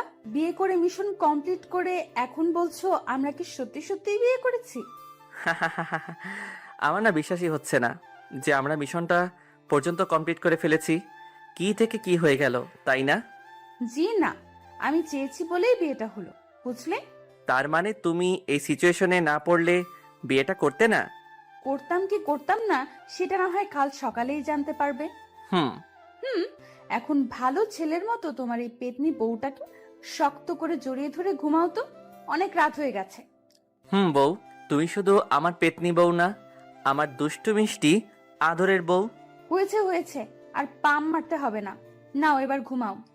আমি আর কথা না বলে জান্নাতকে দু বাহুদয়ের মধ্যে আগলে নিয়ে তার কপালে একটা ভালোবাসার পরশ এঁকে দিলাম। জান্নাত আমার বুকের উপর মুখ লুকিয়ে ঘুমিয়ে পড়ল। এই মেয়েটা কিছুদিন আগেও কি ঝগড়াটাই না করলো আমার সাথে, আর এখন আমার বুকে মুখ লুকিয়ে আমাকে শক্ত করে জড়িয়ে ধরে ঘুমিয়ে আছে। এমনভাবে ধরে আছে যেন ছেড়ে দিলেই আমি হারিয়ে যাব। ঘুমন্ত পরীটাকে বুকের সাথে আরো শক্ত করে জড়িয়ে নিয়ে আমিও ঘুমের দেশে পা বাড়ালাম। সকালে নাকের মধ্যে কেমন যেন সুরসুরি অনুভব করলাম। সাথে সাথে হাঁচি দিয়ে চোখ খুলে তাকিয়ে দেখি জান্নাত আমার পাশে বসে হাসছে। অনেক রাগ হলেও তার হাসিতে যেন আমি আবারও তার প্রেমে পড়ে গেলাম। জান্নাত হাসতে হাসতে বলল, এই যে মিস্টার বর, ঘুম ভাঙলো তাহলে? ফজরের আজান যে হয়ে গেছে সেদিকে খেয়াল নেই? ওঠো ওঠো, তাড়াতাড়ি উঠে ফ্রেশ হয়ে অজু করে আগে নামাজ পড়ে নেন, তারপর না হয় আবার ঘুমায়েন। আর একটু ঘুমাই না বউ, তারপর নামাজ আদায় করে নেই।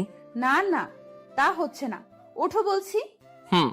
তারপর উঠে নামাজ আদায় করে এসে জান্নাতকে আবার বুকে নিয়ে ঘুমিয়ে গেলাম। কিছুক্ষণ পরে মনে হলো কেউ যেন দরজায় ঠক ঠক করছে। কে? ভাইয়া, আমি আলি। আর কতক্ষণ ঘুমাবি? এবার তো ওঠো, আম্মু খাবার জন্য ডাকছে তো। খালামণিকে বল আসছি। তুই এখন যা তো ভাই, 5 মিনিট লাগবে আমার। তারপর আলিফ চলে গেল। আমি জান্নাতকে নিয়ে দরজা খুলে বের হলাম। তারপর যা দেখলাম তার জন্য মোটেও প্রস্তুত ছিলাম না, কারণ আমার সামনে দাঁড়িয়ে আছে আম্মু, আব্বু, ভাইয়া আর ভাবি। আমি তাদের দেখে একদম থ হয়ে গেলাম। এরা এখানে কিভাবে আসলো? আমি ভয়ে ভয়ে আম্মুর দিকে তাকিয়ে বললাম, আম্মু বিশ্বাস করো, আমরা কিছুই করি নাই। আর আম্মু, আমি এসব করতে চাই নাই। এই জান্নাত আমাকে ব্ল্যাকমেইল করে ওইসব করতে বাধ্য করেছে। আমার এমন হ্যাবলা মার্কা মুখ দেখে সবাই ফিক করে হেসে দিল, আর জান্নাত গিয়ে আম্মুকে জড়িয়ে ধরলো। কি হচ্ছে এসব? আমরা সব আগে থেকেই জানতাম রে গাধা। অমন মুখ বানিয়ে আছিস কেন? জানতে মানে? কি জানতে তোমরা? তোর সাথে যে এই বিয়েটা হলো তা আমারই প্ল্যান ছিল। তোকে তোর খালামণির বাড়িতে আসতে বলা আর জান্নাতকে তোকে ব্ল্যাকমেল করছে, সেটাও আমারই প্ল্যান ছিল। কি বলছো এগুলো আম্মু? তোমার প্ল্যান ছিল মানে? তোমরা বললে কি আমি জান্নাতকে বিয়ে করতাম না? আর এগুলো কেন করলে? আমি তো তাই বুঝতে পারছি না। তুই আমাদেরকে ভুল বুঝছিস, আগে কথাটা শোন। ধুর, তুমি থাকো তোমার ভুল বোঝা নিয়ে। আমায় কেউ বিরক্ত করবে না। আমার মাথায় যেন কিছুই খেলছে না। ওখানে আর থাকলাম না, কারণ আমার প্রচন্ড রাগ উঠে গেছে। আর আমার রাগ উঠলে আমি কি করি নিজেও জানি না। আমার থেকে কেন লুকাতে হবে এগুলো? আমাকে বললে আমি কি জান্নাতকে বিয়ে করতাম না নাকি? আমিও তো জান্নাতুলকে ভালোবাসি। আমি যখন সবার সামনে থেকে চলে আসলাম, তখন জান্নাত আমার পিছু পিছু আসতে লাগলো। মা, তুই কোথায় যাস? আম্মু দেখলে তো তোমার ছেলে কতটা রেগে গেছে। আমি যাই, তার রাগ আগে ভাঙিয়ে আসি। আর আম্মু, আমি তোমাদের আগেই বলেছিলাম আজিজকে না জানিয়ে এসব করলেও রেগে যাবে। আমি জানি রে মা, আমার ছেলেটা একটু বেশি বদমেজাজি, আর আমরা তো ওর ভালোর জন্যই ওকে কিছু জানাই নেই। আজ যখন জানতে পারবে আমার জন্যই ওর বদমেজাজটা একটু কমেছে, তখন দেখবে সব ঠিক হয়ে যাবে। কিন্তু আম্মু, এখন আমি কি করব?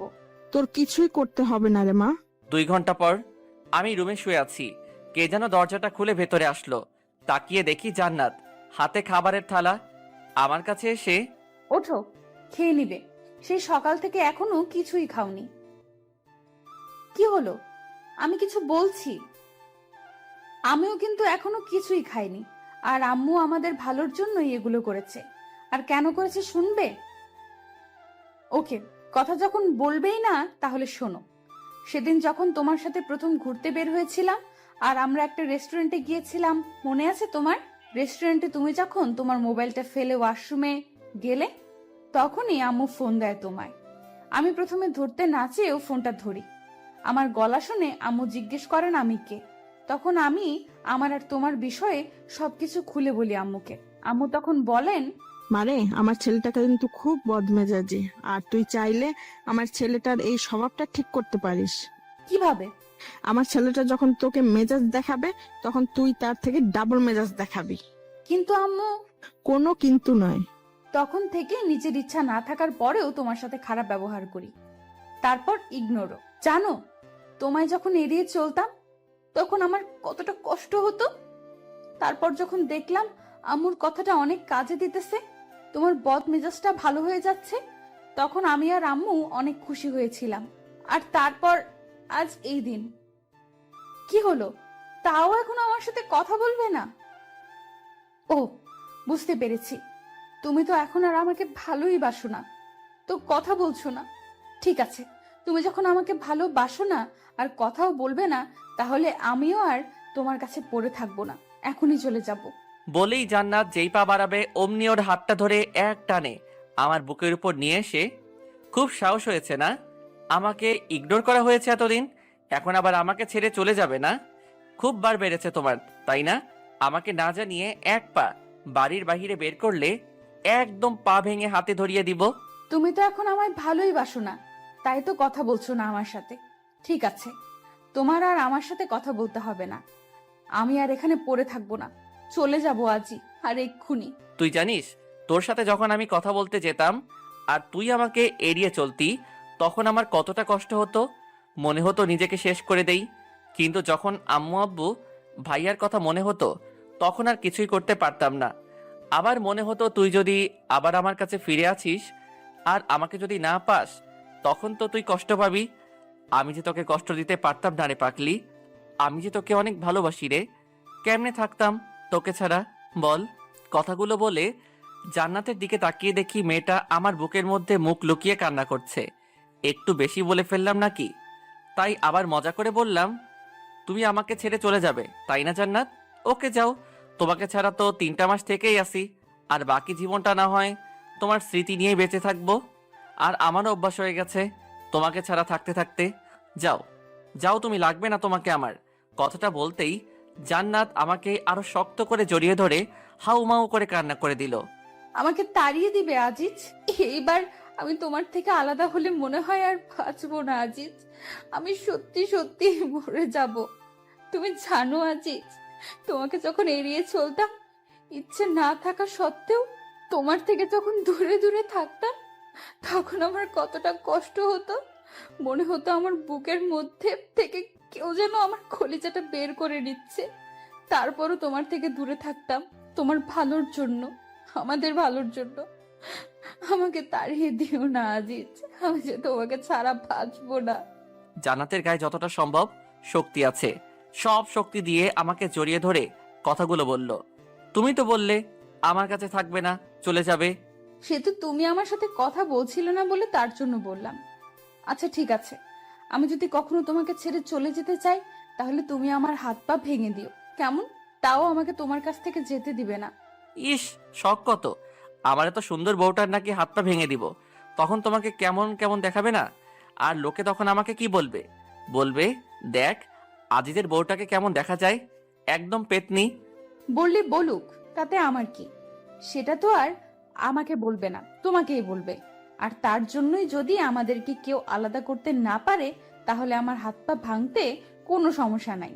আমাদেরকে এমনিতেই কেউ আলাদা করতে পারবে না রে পাগলি, সে শক্তি কারো আছে নাকি আল্লাহ তাআলা বাদে? আর যে আলাদা করতে আসবে, আমি তারই হাত পা ভেঙে দিব না? আমিও ভেঙে দিব। ঠিক আছে, দিও। হুম এই বউ, আমার কিন্তু অনেক ক্ষুধা লেগেছে। হুম তোমার জন্য তো খাবার এনে রেখেছি, টেবিলে আছে, খেয়ে নাও। না থাক, খাবো না। খাবে না কেন? এই তো বললে তোমার নাকি অনেক ক্ষুধা লেগেছে। লেগেছে তো। তবে খাবে না কেন? কেউ একজন যদি খাইয়ে দিত তাহলে খাইতাম। তো সেই কেউ একজন তোমাকে না করেছে যে সে খাইয়ে দিবে না? বললেই তো হয় তুমি আমার হাতে খাবে। সেই কেউ একজন কি বোঝে না তারও তার বউয়ের হাতে খেতে ইচ্ছে করে? হয়েছে হয়েছে, আর ন্যাকামি করতে হবে না। আসো খাইয়ে দেই আমার বরটাকে। তারপর জান্নাত আমাকে খাইয়ে দিতে লাগলো, আর আমি খাইতে লাগলাম। ওহ ভাই, জানেন না বউয়ের হাতে খেতে কতটা মজা। যে বউয়ের হাতে খাবার খায় সেই শুধু জানে এর হাতের খাবার একদম যেন অমৃত। দুঃখের বিষয়, আমি এখনো ছোট্ট বাচ্চা, একটা ছেলে, সবেমাত্র এসএসসি দিলাম। বিয়ে করা তো দূরের কথা, বউ পামু কই? জান্নাত আমাকে খাইয়ে দিতেছে আর আমার মুখের দিকে তাকিয়ে আছে। তার তাকিয়ে থাকা দেখে বুঝতে পারলাম ওরও অনেক ক্ষুধা লেগেছে। মেয়েটাও তো সারাদিন কিছু খায়নি। তাই আমিও এক লোকমা খাবার নিয়ে জান্নাতের মুখের কাছে ধরলাম। সাথে সাথে মেয়েটা খাবার মুখে নিয়ে নিল, যেন সেই অপেক্ষাতেই ছিল আমি কখন তাকে খাবার খাইয়ে দেই। খাবার মুখে নিতেই জান্নাতের চোখ দিয়ে পানি গড়িয়ে পড়ল। এটা কোনো দুঃখের পানি দেখলাম না, এটা যেন রাজ্য জয়ের আনন্দের চোখের পানি। সবার বউই চায় তার স্বামী তাকে একটু কেয়ার করবে, একটু ভালোবাসবে। খাবার সময় আবদার করে বর তার বউকে বলবে, তুমি আমাকে খাইয়ে না দিলে আমি খাবই না। বউ যখন তার স্বামীকে খাইয়ে দেবে, তার স্বামীও তখন তার বউকে খাইয়ে দেবে। এতটুকুই। বউদের তখন আর কিছুই যেন চাই না, এতেই নিজেকে যেন রানী মনে করেন। কথাগুলো ভাবতে ভাবতে আমাদের খাওয়া শেষ। তারপর আমার ফোনটা বেজে উঠল। বউ। ইউ? ও বউ, কি? আমার ফোনটা একটু এনে দাও না গো, টেবিলের উপর থেকে। পারবো না, নিজেটা নিজেই নিয়ে নাও। থাক, তোমার আনতে হবে না, আমি নিয়ে নেই। ফোনটা হাতে নিয়ে দেখি অচেনা নাম্বার। ধরার পরে, হ্যালো, আসসালামু আলাইকুম, কে বলছেন? ভাইয়া, আমি রাফি বলছিলাম, আপনার কলেজের ছোট ভাই। ও রাফি, ভাই বল। ভাইয়া, আপনাদের তো কালকে ফর্ম ফিল আপের লাস্ট ডেট। ও হ্যাঁ, তাই তো, ধন্যবাদ ভাই, আমার তো মনেই ছিল না। আরে ভাই, ধন্যবাদ দেওয়ার কি আছে? আমি রাখি তাহলে, কাল দেখা হবে। কে ফোন দিয়েছিল গো? রাফি কলেজের ছোট ভাই, কাল একবার কলেজে যেতে হবে, ফর্ম পূরণ করতে হবে। ও, তাহলে আর দেরি করো না। পরের দিন সকাল 7টা, জান্নাতের কপালে চুমু এঁকে দিয়ে ভার্সিটির উদ্দেশ্যে রওনা দিলাম। কলেজের মধ্যে ঢুকতেই আমার চোখ কপালে উঠে গেল। আমি ভাবতেও পারি নাই কলেজে ঢুকেই প্রথমে এই মেয়েটার সম্মুখীন পড়তে হবে, কারণ আমার সামনে রিয়া দাঁড়িয়ে আছে। আমি রিয়াকে দেখেও না দেখার মতো করে রিয়াকে পাশ কাটিয়ে যেতে লাগলাম। অমনি রিয়া, ওই আজিজ, দাঁড়াও। আমি দাঁড়িয়ে গেলাম, আর রিয়া এক প্রকার দৌড়ে আমার কাছে চলে আসলো। কেমন আছো আজিজ? ভালো, তুমি? খুবই ভালো। আচ্ছা আজিজ, শুনলাম তুমি নাকি জান্নাতকে বিয়ে করেছো। হুম। কাজটা কি তুমি ঠিক করলে আজিজ? মানে কি বলতে চাচ্ছ তুমি? মানে কিছু না। আচ্ছা আজিজ, একটা কথা বলো তো, জান্নাতের মধ্যে কি এমন পেলে যা আমার কাছে ছিল না? জান্নাত তোমায় কি এমন সুখ দিতেছে যা আমি তোমায় দিতে পারতাম না? আমি কি তোমাকে জান্নাতের থেকে বেশি আমি তোমায় সুখ দিতে পারতাম? রিয়া, তুমি একটু বেশি বলে ফেলছো না? বেশি বলিনি আজিজ। তুমি হয়তো জানো না, এই কলেজের শুধু স্টুডেন্টরাই আমার জন্য পাগল না, অনেক স্যারও আছে যারা আমার জন্য পাগল, আর আমি শুধুই তোমার জন্য পাগল। ছি রিয়া, তুমি কি সত্যি পাগল হয়ে গেলে নাকি? কি বলো এগুলা? হ্যাঁ হ্যাঁ, আমি পাগল হয়ে গেছি, তোমার জন্য পাগল হয়ে গেছি। আচ্ছা, তুমি চাইলেই পরীক্ষা করে নিতে পারো কার কাছে বেশি সুখ পাও, তুমি আমার কাছে নাকি ওই জান্নাতের কাছে। এসো আমার সাথে, এসো কমন রুমে, তোমাকে দেখিয়ে নিয়ে আসি কে বেশি সুখ দিতে পারে। বলেই রিয়া আমার হাত ধরে টানতে লাগলো। আমি রিয়ার হাতটা ছাড়িয়ে রিয়াকে একটা গালে থাপ্পড় মেরে বললাম, ছি রিয়া, তোমার মন মানসিকতা এতটা নীচ? তোমাকে আমি একটা ভালো মেয়ে মনে করেছিলাম, কিন্তু তুমি তুমি আমাকে মারলে আজিজ। তুমি হয়তো জানো না আজিজ, আমি যা চাই তাই পাই, দরকার পড়লে জোর করে আদায় করে নেই, আর যদি তাও না পাই তাহলে কাউকে পেতে দেই না। এমন কমন ডায়লগ সবাই দেয়, আমিও তোমাকে তার ব্যতিক্রম মনে করি না। আমি কি জিনিস তুমি এখনো জানতে পারোনি আজিজ। তুমি কি করতে চাচ্ছ? Wait and see. Oh sorry sorry, তুমি তো বেশিক্ষণ দেখতেও পারবে না। ওই তোরা কোথায়, চলে আয়। সাথে সাথে অনেকগুলা ছেলে এসে আমাকে চারদিক দিয়ে ঘিরে নিল। তাদের সকলের হাতে হকি স্টিক আর স্ট্যাম্প। কয়েকটা ছেলেকে দেখে চিনতে পারলাম ওরা রিয়ার কাজিন হয়। দাঁড়িয়ে দাঁড়িয়ে কি তোরা তামাশা দেখবে নাকি কাজ শুরু কর? হ্যাঁ পু, কাজ শুরু করছি। বলেই আমার পায়ের হাঁটুর গিরাতে একটা বাড়ি মারল। তাল সামলাতে না পেরে মাঠের মধ্যে পড়ে গেলাম। কি হলো, তোরা থামলি কেন? ওর এমন অবস্থা করবি যাতে বুঝতে পারে এই রিয়ার কথা না মানলে কি হয়। তারপর সবাই মিলে আমাকে মারতে লাগলো। ক্যাম্পাসের সবাই আমার দিকে তাকিয়ে আছে, কিন্তু কেউই এগিয়ে আসতে সাহস পাচ্ছে না। আমি যে ব্যথাতে বারবার চিৎকার করে উঠছি, মাগো ও মাগো, কিন্তু আমার চিৎকার সবার কানে পৌঁছালেও কেউ যেন শুনতে পাচ্ছে না। এতক্ষণ আমাকে মারতে দেখছিল কলেজের ছোট ভাই রাফি, তাই রাফি তাড়াতাড়ি করে বুলবুল রে ফোন দেয়। হ্যালো বুলবুল ভাইয়া। হ্যাঁ রাফি, বল। রাফি, কি হয়েছে? তোর কণ্ঠ এমন শোনা যাচ্ছে কেন? বুলবুল ভাইয়া, আজিজ ভাইয়াকে রিয়া আপুর কলিগরা। আজিজ? কি হয়েছে আজিজের? তুই এখন কোথায়? আর আজিজ কি তোর কাছেই আছে? কি হলো বলছিস না কেন? কলেজ ক্যাম্পাসে। তুই চিন্তা করিস না ভাই, আমি আসছি। তুই রাহাত, সুমন আর আমাদের ক্লাবের সকলকে খবর দে, আমি আসছি। বুলবুল এক প্রকার পাগলের মতো দৌড় দিতে লাগলো। রাফি এদিকে রাহাত, সুমন আর তাদের ক্লাবের সকলকে খবর দিয়ে দেয়। সকলে ছুটে চলে আসে কলেজে। এসে দেখে আজিজ জ্ঞান হারিয়ে মাঠের মধ্যে পড়ে আছে। তবুও রিয়ার কাজিনরা আজিজকে মেরেই যাচ্ছে। বুলবুলদের দেখে রিয়া পালিয়ে যেতে লাগলে তাদের কলেজের আসিয়া নামের একটা মেয়ে রিয়াকে ধরে ফেলে, আর সাথে তার বান্ধবীরাও। এদিকে বুলবুল, সুমন, রাহাত ও তাদের বন্ধুরা রিয়ার কাজিনদের উড়াধুরা মারতে থাকে। কিছুক্ষণ পর পুলিশ চলে আসে সেখানে এবং সব কিছু পর্যবেক্ষণ করে রিয়া ও তার কাজিনদের ধরে নিয়ে যায়। এদিকে জ্ঞান হারিয়ে মাঠের মধ্যে পড়ে আছে আজিজ। তার মাথায় আঘাত করার কারণে মাথা দিয়ে প্রচন্ড পরিমাণে রক্ত বের হচ্ছে। বুলবুলরা তাড়াতাড়ি করে আজিজকে হসপিটালে নিয়ে যায়। তারপর আজিজের বাড়িতে তার ভাবির নাম্বার ফোন করে বুলবুল। হ্যালো, কে বলছেন? ভাবি, আমি বুলবুল, আজিজের বন্ধু। হ্যাঁ, কি হয়েছে? তোমরা কাঁদছো কেন? কে ফোন করেছে রে আপু? বুলবুল। দে দেখি, আমাকে দে ফোনটা। হ্যালো বুলবুল ভাইয়া, কি হয়েছে, কাঁদছেন কেন? জান্নাত, আজিজকে ওরা। আজিজের নাম শুনেই জান্নাতের গলা শুকিয়ে যায়। ভাইয়া আজিজের কি হয়েছে বলুন প্লিজ। কাঁদবেন না ভাইয়া, বলুন প্লিজ। জান্নাত বুলবুলের কথা শুনে হাতে থেকে ফোনটা পড়ে যায় এবং এক চিৎকার দিয়ে সাথে সাথে ফ্লোরে পড়ে গিয়ে জ্ঞান হারিয়ে ফেলে। জান্নাতের চিৎকার শুনে বাড়ির সবাই একত্রিত হয়ে যায়। জান্নাতুল, এই জান্নাত, কি হলো তোর? কথা বল। বুলবুল ভাই, কি হয়েছে ভাই? কি হলো বৌমা, কথা বলো। সব খুলে বলার পর কেউ আর এক মুহূর্ত দেরি করে না। জান্নাতের অজ্ঞান অবস্থাতেই তাদের সাথে করে হসপিটালে নিয়ে যায়। আজিজকে আইসিইউতে চিকিৎসায় করা হচ্ছে। জান্নাতের জ্ঞানও ফিরে এসেছে। জান্নাত হসপিটালের এক কোণে বসে কান্না করে যাচ্ছে। জান্নাত যেন পাগল হয়ে গেছে, কি করবে কিছুই ভেবে পাচ্ছে না। সবাই অধীর আগ্রহ নিয়ে পায়চারি করে যাচ্ছে কখন ডাক্তার বের হয়। প্রায় ঘন্টাখানিক পরে ডাক্তার বেরিয়ে আসলো। জান্নাত ডাক্তারকে দেখে দৌড়ে তার সামনে গিয়ে দাঁড়িয়ে পড়ল। জান্নাতের সাথে রাহাত, বুলবুল, সুমন ও আজিজের পরিবারের সবাই ডাক্তারকে ঘিরে নিল। ডাক্তার, আমার বরটা কেমন আছে ডাক্তার? খুব ভালো আছে তো ডাক্তার? আমার বরটার কিছু হয় নাই তো ডাক্তার? বলুন ডাক্তার, বলুন। আসলে আমরা কি আসলে আসলে করছেন? বলুন না ডাক্তার, আমার আজিজের কিছু হয় নাই তো? বলুন। জান্নাত ছোট বাচ্চাদের মতো এমনভাবে আবদার করছে যেন ডাক্তার মুখে বললেই সবকিছু ঠিক হয়ে যাবে। ডাক্তার বুলবুলের সামনে আসে। ডাক্তার বুলবুলের ছোটবেলার বন্ধু। কি হলো দোষ, কথা বলছিস না কেন?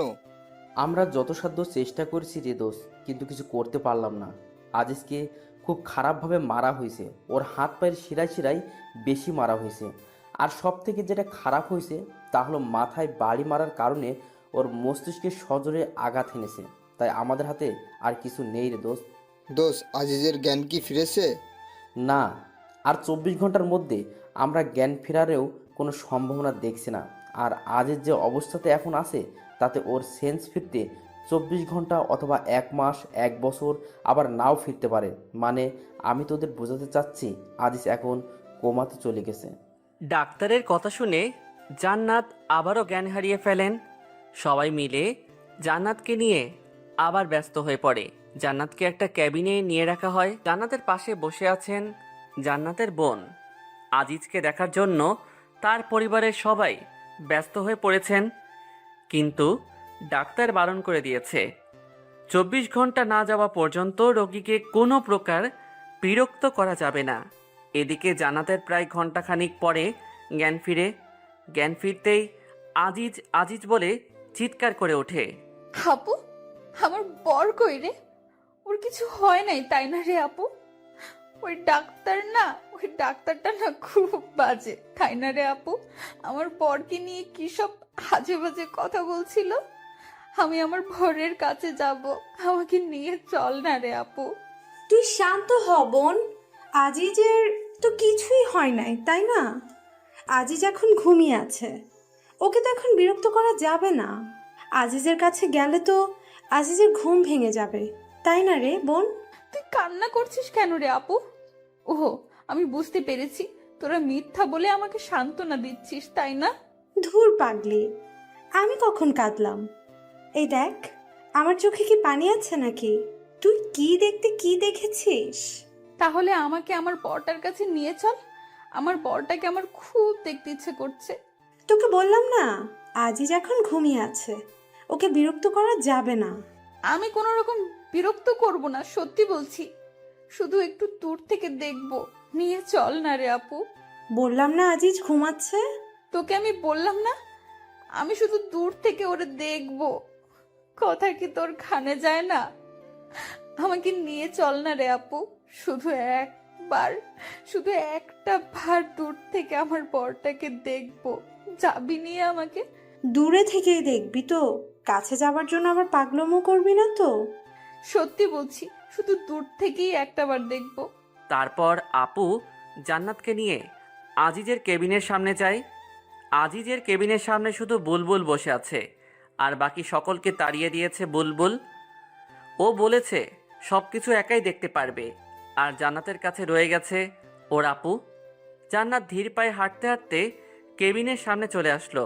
কাচের দরজা দিয়ে দেখা যাচ্ছে একজন সোজা টান হয়ে শুয়ে আছে। হাতে পায়ে আঘাতের চিহ্ন, মাথায় ব্যান্ডেজ, হাতে স্যালাইনে সুচ লাগানো, তারপরও জান্নাতের চিনতে ভুল হলো না। এটা ওর সব থেকে কাছের মানুষ, ওর বর। জান্নাত দরজার কাচের সাথে হেলান দিয়ে চোখের পানি ফেলতে ফেলতে ফ্লোরে বসে একদম স্তব্ধ নির্বাক হয়ে আজিজকে দেখতে লাগলো। এক সময় হুট করেই দাঁড়িয়ে জান্নাত ডাক্তার ডাক্তার বলে চিল্লাতে লাগলো। ডাক্তার, ডাক্তার, প্লিজ দরজাটা একবার খুলে দিন। আমি শুধু একটাবার আমার বরটাকে আদর করব, দেখবেন তাতেই আমার বর সুস্থ হয়ে উঠবে। প্লিজ ডাক্তার, খুলে দিন না। সরি আপু, এখন এটা আমরা অ্যালাউ করতে পারি না। বোন, বোন, তুই শান্ত হ বোন। তুই না বললি কোনো পাগলামো করবি না? আপু দেখ না, আজিজের খুব কষ্ট হচ্ছে, ওনাদের বল না আমাকে একবার আজিজের কাছে যেতে দিতে। ভাইয়া, আপনি একবার ওদের বলুন না দরজাটা একবার খুলে দিতে। ডাক্তারটা তো আপনার বন্ধু হন, আপনার কথা শুনবে। প্লিজ ভাইয়া, একটাবার বলুন না। জান্নাত, জান্নাত তুমি শান্ত হও, আমি দেখছি কি করা যায়। দোষ একটাবার কি জান্নাতের ভিতরে যেতে দেওয়া যায় না? দোস্ত দেখ, এতে হিতে বিপরীত হতে পারে। কিন্তু দোষ একটাবার মেয়েটার কথা ভেবে দেখ, ও এখন কিসের মধ্যে দিয়ে যাচ্ছে। কিন্তু দোস্ত, কেন কিন্তু নয় দোষ, প্লিজ বিষয়টা একবার ভেবে দেখ। তারপর ডাক্তার কিছু একটা ভেবে দরজাটা খুলে দেন। জান্নাত আর এক মুহূর্ত দাঁড়িয়ে না থেকে দৌড়ে ভিতরে চলে যায়। আজিজের ঠিক পা বরাবর গিয়ে দাঁড়ায়, তারপর বসে পা দুটো জড়িয়ে ধরে। তুমি আমার সাথে মজা করছো তাই না বর? তোমাকে জানাই নাই যে আমাদের সম্পর্কের কথা সবাই জানে, তার জন্য আমার উপর অভিমান করে আছো তাই না বর? বিশ্বাস করো, আর কোনোদিন তোমার কাছ থেকে কোনো কথা লুকাবো না। প্লিজ একটা বার কথা বলো, একটা বার তোমার এই মুখ দিয়ে বলো না আমাকে যে তুমি আমার একটি মাত্র দুষ্টু মিষ্টি আদরের বউ। আমাকে বলো না আমি পেতনি বউ। কি বলবে না? দেখো এই পেতনিটার না খুব কষ্ট হচ্ছে। তুমি বলতে এই পেতনিটাকে তুমি কখনোই কষ্ট পেতে দিবে না, তাহলে কেন এই পেতনিটাকে কষ্ট পেতে দিতেছো? তুমি না সত্যিই খুব স্বার্থপর একটা মানুষ।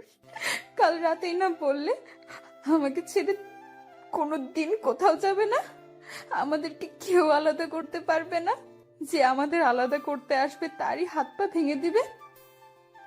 তাহলে কেন আমাকে একা রেখে নিচেই চলে যাচ্ছ? বলো না, কথা বলো বর। তুমি আমার সাথে কথা না বললে কি হবে? আমি তোমাকে ছেড়ে কোথাও যাচ্ছি না, এই বলে দিলাম। আর আমি তো তোমার সাথে সব সময় কথা বলেই যাব। তুমি আমার সাথে কথা বলো আর নাই বলো। 5 মাস পর আজিজ এখনো সেই আগের মতনই আছে। জান্নাতের সাথে আর কোনো কথা বলে না, কিন্তু জান্নাত সবসময় আজিজের পাশেই থাকে আর সারাটা দিন ওর সাথে ভোগ ভোগ করেই যায়। এদিকে জান্নাতের আম্মু আজিজের আম্মুকে বলছেন, বেয়ান, একটা কথা বলবো? জি ব্যান বলেন, এটা আবার জিজ্ঞেস করতে হবে কেন? বেয়ান দেখেন, আজই যেভাবে পড়ে আছে কম দিন তো হলো না। আর যে কথাটা বলতে চাইছি আপনি নিশ্চয়ই বুঝতে পারছেন। আমার মেয়ে জান্নাতের তো একটা ভবিষ্যৎ বলে কিছু আছে, তাই না বেয়ান? এভাবে আর কতদিন চলতে দেওয়া যায় আপনিই বলুন। আম্মু, তুমি কি বলছো এসব? বৌমা উনি তো ঠিকই বলেছেন, আমার ছেলেটা তো আর ভালো নেই, আর জান্নাতেরও তো একটা ভবিষ্যৎ আছে, তাই আমার ছেলের জন্য তো আর জান্নাতের ভবিষ্যৎটা নষ্ট করতে পারি না। মা, আপনি আম্মুর কথায় কিছু মনে করবেন না। আর আম্মু, তুমি যা ভাবছো তা কিছুই হচ্ছে না। না মা, তা হয় না। বেআইন চলেন আমরা এখনই হসপিটালে গিয়ে জান্নাতকে সব বুঝিয়ে বলবো।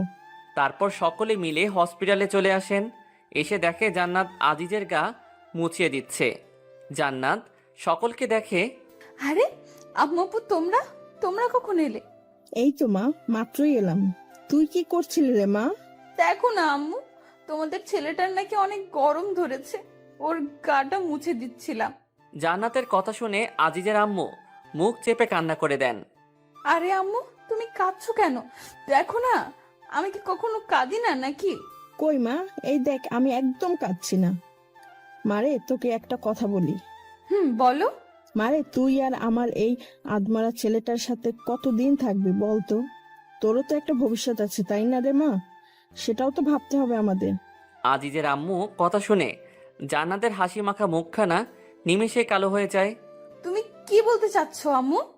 আমি আমার বরটাকে ছেড়ে চলে যাই, এটাই বলতে চাচ্ছ তাই না? হ্যাঁ রে মা, তুই একদম ঠিক ধরেছিস। আর কতদিন এই মিথ্যা জীবন কাটাবি বল?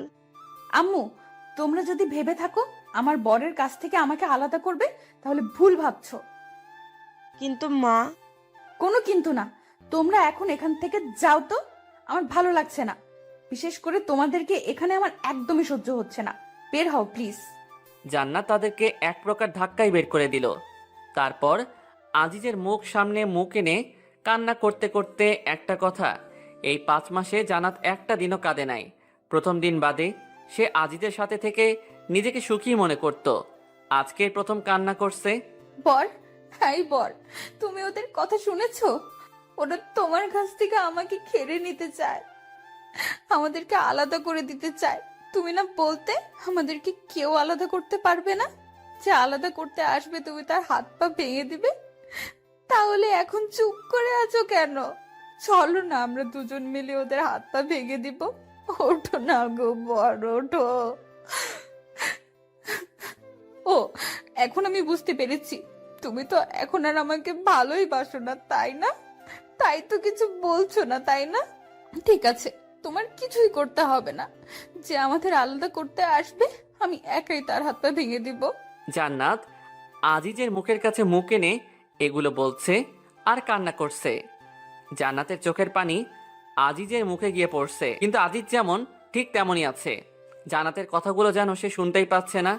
একসময় জান্নাত হুট করেই ডাক্তার ডাক্তার বলে চিৎকার করে ওঠে। জান্নাত অনবরত কেঁদে চলেছে। জান্নাতের চোখের পানি তার গাল বেয়ে গড়িয়ে আজিজের মুখের উপর এসে পড়ছে। জান্নাতের চোখের পানি এক ফোঁটা আজিজের চোখের উপর পড়তেই আজিজ চোখ টিপে দিয়ে ওঠে, সাথে হাতটাও হালকা নাড়িয়ে ওঠে। জান্নাতের চোখ আজিজের চোখের দিকে পড়তেই জান্নাতের মুখে হাসি ফুটে ওঠে। হ্যাঁ বর, তুমি তোমার চোখটা মাত্রই নাড়ালে তাই না? তার মানে তুমি আমার কথা শুনতে পাচ্ছ তাই না? কি হলো, কথা বলছো না কেন? আমি জানি তো তুমি আমার কান্না একদমই সহ্য করতে পারো না, তাই তো চোখের ইশারা করে আমাকে কান্না করতে বারণ করছো তাই না বর? ডাক্তার, ডাক্তার, কোথায় আপনারা? প্লিজ তাড়াতাড়ি আসুন ডাক্তার।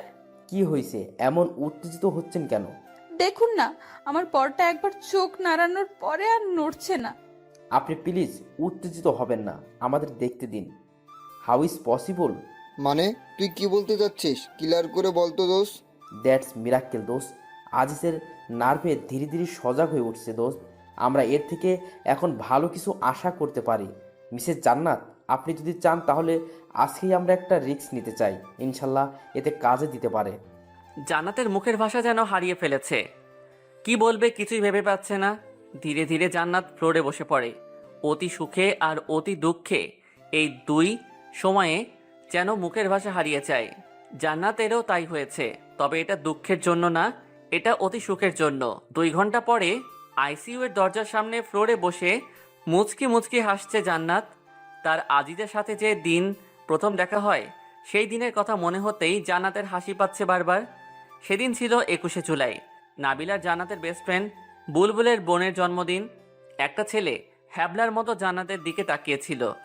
জান্নাতের দিকে ওভাবে তাকিয়ে থাকা দেখতেই জান্নাত ছেলেটির সামনে গিয়ে, এই ছেলে, সমস্যা কি আপনার? জি আমাকে বলছেন? আপনাকে নয়তো এখানে আর কে আছে শুনি? আমার দিকে এমন হ্যাপলার মতো তাকিয়ে আছেন কেন? আমি কখন আপনার দিকে তাকালাম? আজিজের এমন চেহারা দেখে জান্নাতের হাসি পেয়ে গেল। একটা কিউট ছেলে ভয় পেয়ে গেলে যে তাকে আরো কতটা কিউট লাগে তা জান্নাত আজিজকে না দেখলে যেন বুঝতেই পারত না। তারপরও জান্নাত হাসি লুকিয়ে মুখে আবারও রাগী ভাবে এনে আজিজকে বলল, দেখুন, একদম মিথ্যা বলার চেষ্টা করবেন না। এত সময় ধরে আমার দিকে তাকিয়ে থেকে এখন বলছেন তাকাইনি? আপনি ছেলেটা খুবই ফাজিল। সরি। ও, এখন ধরা পড়ে গেছেন এজন্য সরি বলা হচ্ছে না? মেয়েদের দিকে হ্যাবলার মতো তাকিয়ে থাকতে লজ্জা করে না? আমি আপনার দিকে মোটেও ওভাবে তাকিয়েছিলাম না, আর তারপরেও সরি তো বললাম। তার মানে আপনি বলতে চাচ্ছেন আমি মিথ্যা বলছি, আর সরি বললেই কি সব সমস্যার সমাধান হয়ে যায় নাকি? দেখুন মিস, আপনি কিন্তু এমনি এমনি ঝগড়া করছেন আমার সাথে। কি বললেন আপনি? আমি ঝগড়ুটে? আমি আপনার সাথে ঝগড়া করছি? আমি আপনাকে কখন ঝগড়ুটে বললাম? মাত্রই বললেন আমি নাকি আপনার সাথে ঝগড়া করছি, এখন আবার বলছেন কথা বললাম। ধুর, আপনার সাথে কথা বলাটাই ভুল। বলেই রাখতে রাখতে সেখান থেকে অন্য জায়গায় চলে যায় আজিজ, আর এদিকে জান্নাত হাসতে হাসতে যেন শেষ। কি ভিতর ছেলে রে বাবা, একটুতেই কেমন ভয় পেয়ে গেল, কিন্তু কথা বলতে ছেলেটা ভয় পেলে অনেক কিউট লাগে, একদম যেন কিউটের ডিব্বা।